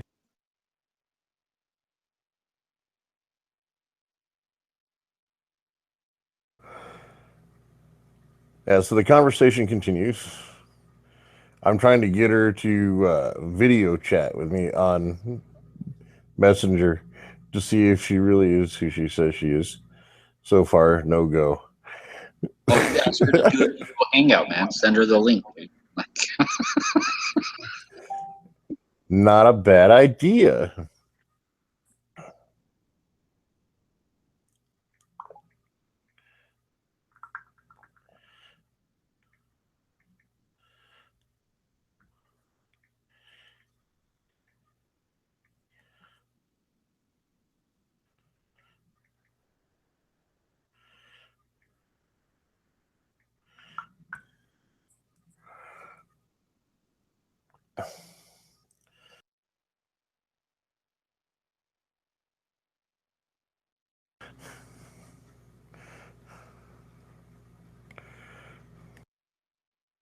Here, Heavy. Here you go. Here's a link right there. That link in the site I just posted will lead her directly here. Best Christian rock groups. It'll lead her here. There you go. Lead her to this one? Oh, wow. That would be funny. No, I'm not going to do that.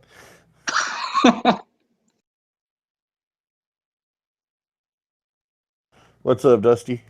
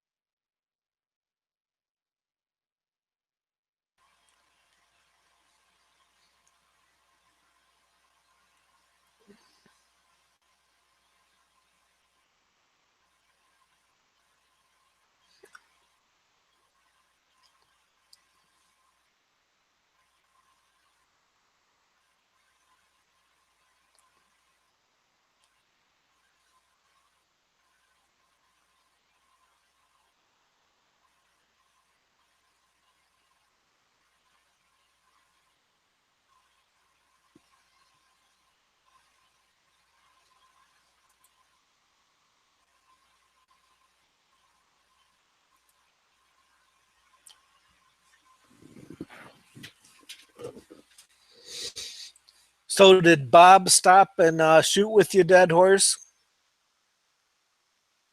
No, he's supposed to be stopping on the way back down after he gets his guns. Oh, okay. Well, I know I chatted with him earlier, and he said he was in now, and I thought, oh, I'd never heard Dead Horse mention he shot with him. That he was at where? He was in Canada. He was in. Oh, yeah. He said he was going to stay there for a week or two before he came back down. He was going to like rest or whatever. That's got to be a long drive.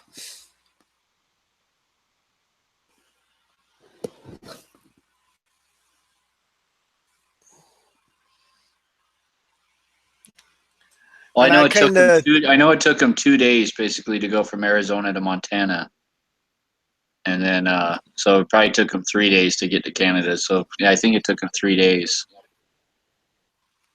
And I kind of clicked on this site late. So what's going to happen Sunday?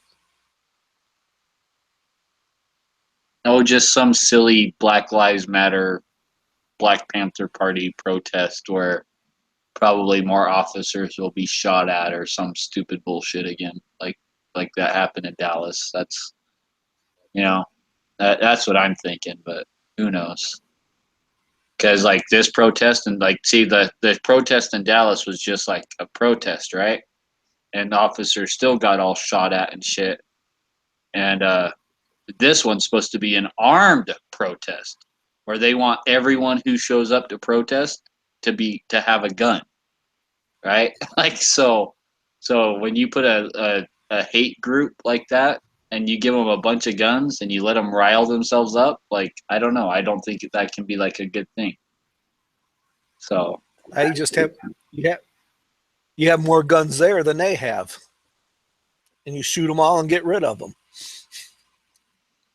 well, no, because then that would be like, you know, like you can't do that. Like you can arrest them, but you can't shoot them until they, like, you know, shoot at you, right? But all it takes is one dummy in that crowd to do something stupid, you know, and then the whole thing's going to turn to shit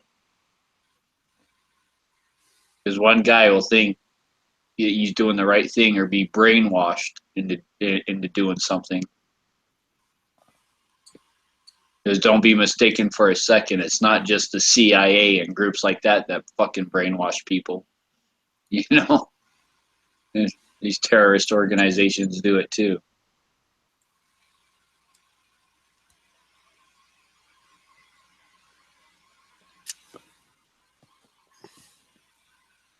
But I just can't see like a group like this having an armed protest and it going peacefully. Like I don't know. Not when their other marches have all been like violent and shit like that. Like, you know, so I don't know. Like when the protests they've had before have all been violent and now they're calling for an armed protest, I don't know. I just don't see good things coming from it. I'm just hoping no one shows up. I'm hoping like only a couple guys show up. They take them into custody with like no altercation. Like that's what I'm hoping, that it's just all hype. Like that everyone's like woken up like, oh shit, Obama's not gonna let us get away with it anymore. So like we're not going. Like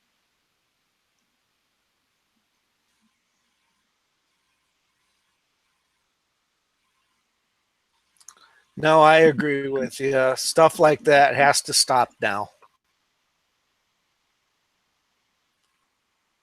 Like I'm just hoping that they're smart enough to catch these guys before they organize, right? Like, you know, because like I don't necessarily agree with it, right? Because I think that you should have the right to be armed and stuff like that. But I also agree with following the law. Like I obey all sorts of shitty laws I don't agree with every single fucking day, right? Like I would love to have an SBR or a full auto machine gun or some shit like that. But I don't break those laws over my wants. I still follow the letter of the law. So, and it's against the law. Like the police chief has already warned them. It's against the law for you to protest with guns. It's a law in North Carolina that you can't protest or be at a funeral procession or, you know, picket and do shit like that with guns. It's a law there. So if they go out and they break that law, what usually happens when you break laws, well, you go to jail, like, you know. So, and the police chief already warned them about it. So I see it going like very bad, like, because from what I'm like reading, from what I've read, is like basically the police chief already warned them, like, hey, this is against the law. Don't show up with fucking guns. So if they show up with guns to do this protest, I don't see the police chief necessarily backing down and being like, oh, okay, we're just gonna let them do it. So hopefully they're smart enough not to go after them when they're all organized and together marching. Like hopefully they'll start picking them off individually or by the carloads as they're arriving, right? So, so it's easier to contain that. So hopefully they'll be watching all the parking lots around where they're going to meet and stuff like that. And then as they see these guys getting out of their cars and stuff, but then again, maybe they can't do that because at that point they're not marching, right? Or they're not protesting. So maybe they'll have to wait for them to get all together to be officially breaking the law and start their protest down the street or whatever. So I don't know how that's all going to work out, man. I don't know. Did you read any news from Michigan today? Actually, there was something that came out of Michigan. What was it? I saw it on Instagram. One of the guys that Obama pardoned. Yeah. Yep. I totally was that was the one where he was dropping his son off at elementary school, right? No, this is another one. Is this That the one where one where the was two just- guys went into the house of 12 people and looked just for him? Yes. Okay, yeah. So I read both of those things today. Because But there was Obama another had guy Obama pardoned him. pardoned who got killed too. Yeah, and they figured that it was the gang that he was originally involved with that shot him. Yep. For like turning evidence on him or some shit. Yeah. Yeah. They think that it's all a misunderstanding, that they think he got out early, not because Obama pardoned him, but because he turned some kind of evidence, right? So they thought he was a snitch, which wasn't Yes. the case. Like he got out because Obama pardoned him. But like, so they think it's like a total clusterfuck. Like they basically killed him for no reason. He'd probably been better off to sit in prison and watch TV all day, right? That's what I said earlier. That like all three of these guys who have died in like the last 2 weeks that Obama has pardoned, they would all still be alive if they were in jail, probably. So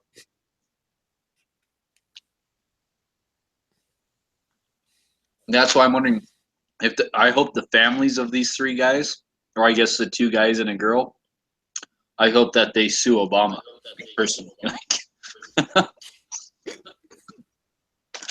Like our kid would still be alive if you just would have left him in jail. Like,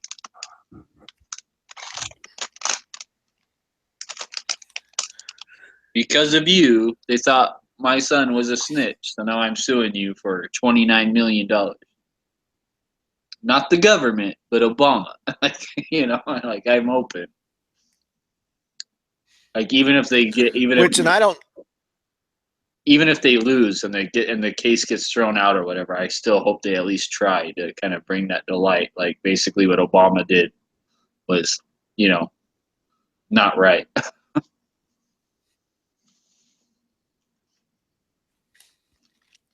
Well, I agree. I don't think Obama pardoned like And I haven't been- 400 and change people. Yep.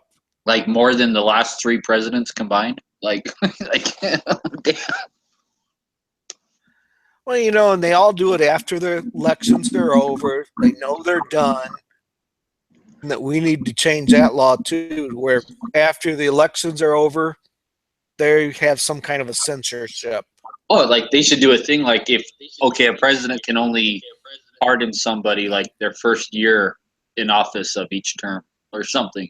So then if they pardon like some fucked up people, well, they're going to have to deal with the consequences of that for the next 3 years. Like that's what it should be. Like, instead of letting them just like scapegoat out of that shit and not be responsible for the aftermath.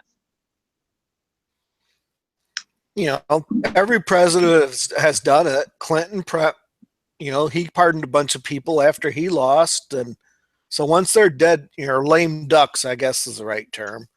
But once they're in that situation, that right needs to be changed.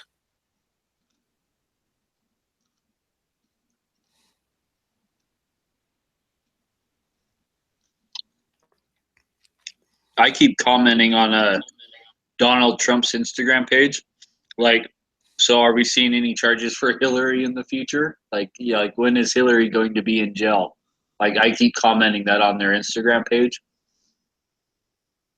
because, you know, I remember him saying, like, during the debates, like, you know, yeah, like if I was president, you'd be in jail. Like, so I'm like, I'm just kind of trying to remind them of that. Like, hey, by the way, there's still this evil bitch out there that needs to like be put behind bars. You know, don't forget about her. Yeah, but I watched something earlier today that showed how smart Trump was. Obama didn't pardon her, and by Trump not pushing the issue, she is going to live. I mean, basically, he wiped out her career, and he wiped out Bill's career by not doing anything.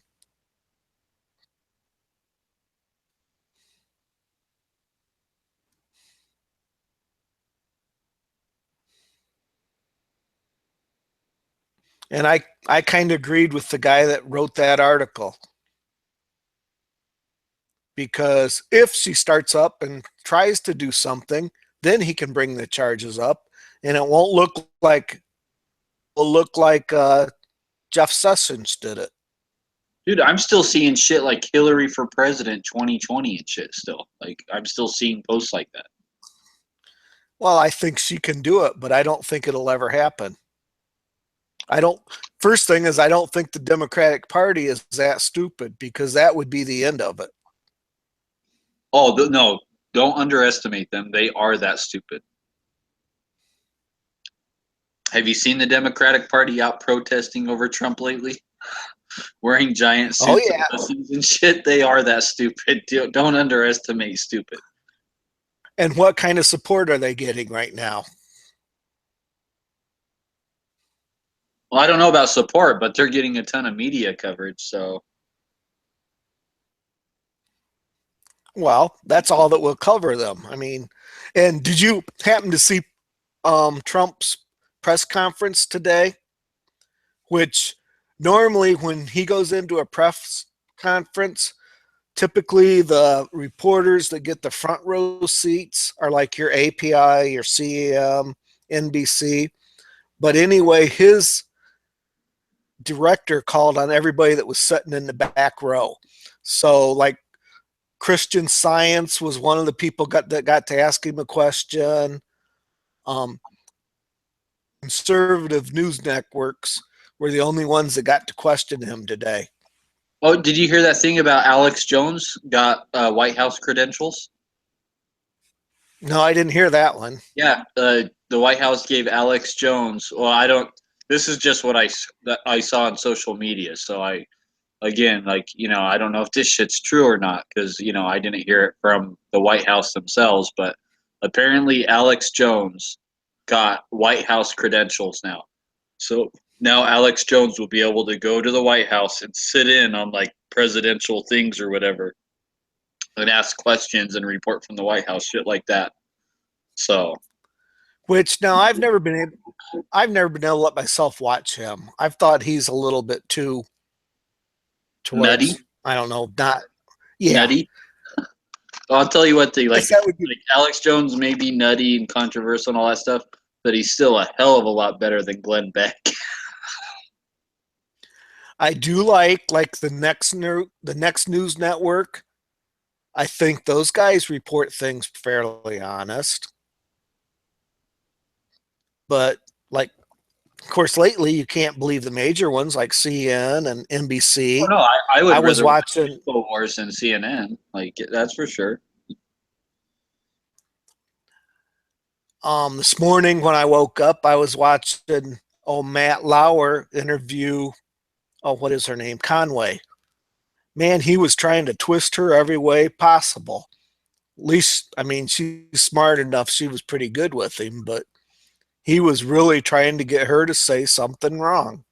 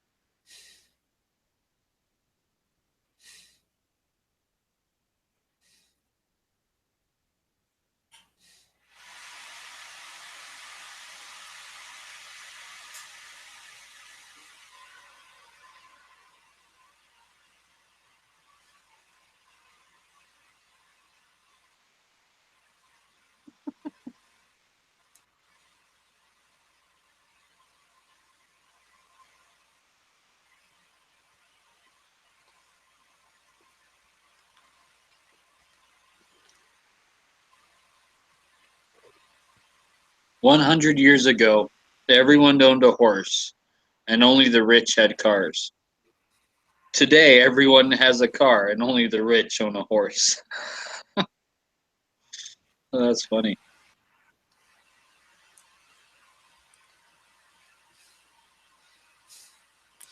I don't know. I'm not going to feed a horse. Hay burners. Also, the term corrections officers now, like, you know, it like not PC. You can't call them corrections officers anymore. One of my girls wants me to buy a horse, and I keep saying, no, I am not building a fence. I am not going to raise a horse. I said, to me, all they are is hay burners every day. I am not going to feed it to a horse. My grandpa, like I grew up around horses and stuff. He owned a bunch of them, had show horses and stuff. We used to like do the rodeo circuits and stuff like that. Like he used to claim his horses on his taxes as children, as dependents, and like he's dead now, so like there's nothing much they can do about it. But like he had like social security numbers for them and everything, and like and his excuse was for that is that the horses costed him more than his damn kids to raise. I can believe that. I know what it costs to raise a horse. And that's why I'm against it with my 70s, girls. You know, so like the only time I could see that was profitable, I had an uncle that was big in racing your what do you call them, silkies and that, and he had a horse that was worth just for its sperm, you know. So every time he collected sperm from it, he got $20,000 or $30,000 raise. I could probably go do even go do that job to get the sperm for that much.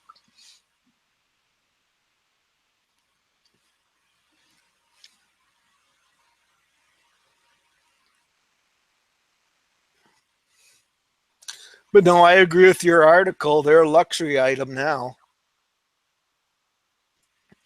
I used to hire a vet that come to the farm to take care of some of my other animals and build into the back of his truck. He'd get done working for me. He'd take a shower. He'd put on some very fancy coveralls and leave for his next job. And I said, where are you going now? He says, oh, I'm going to a horse farm.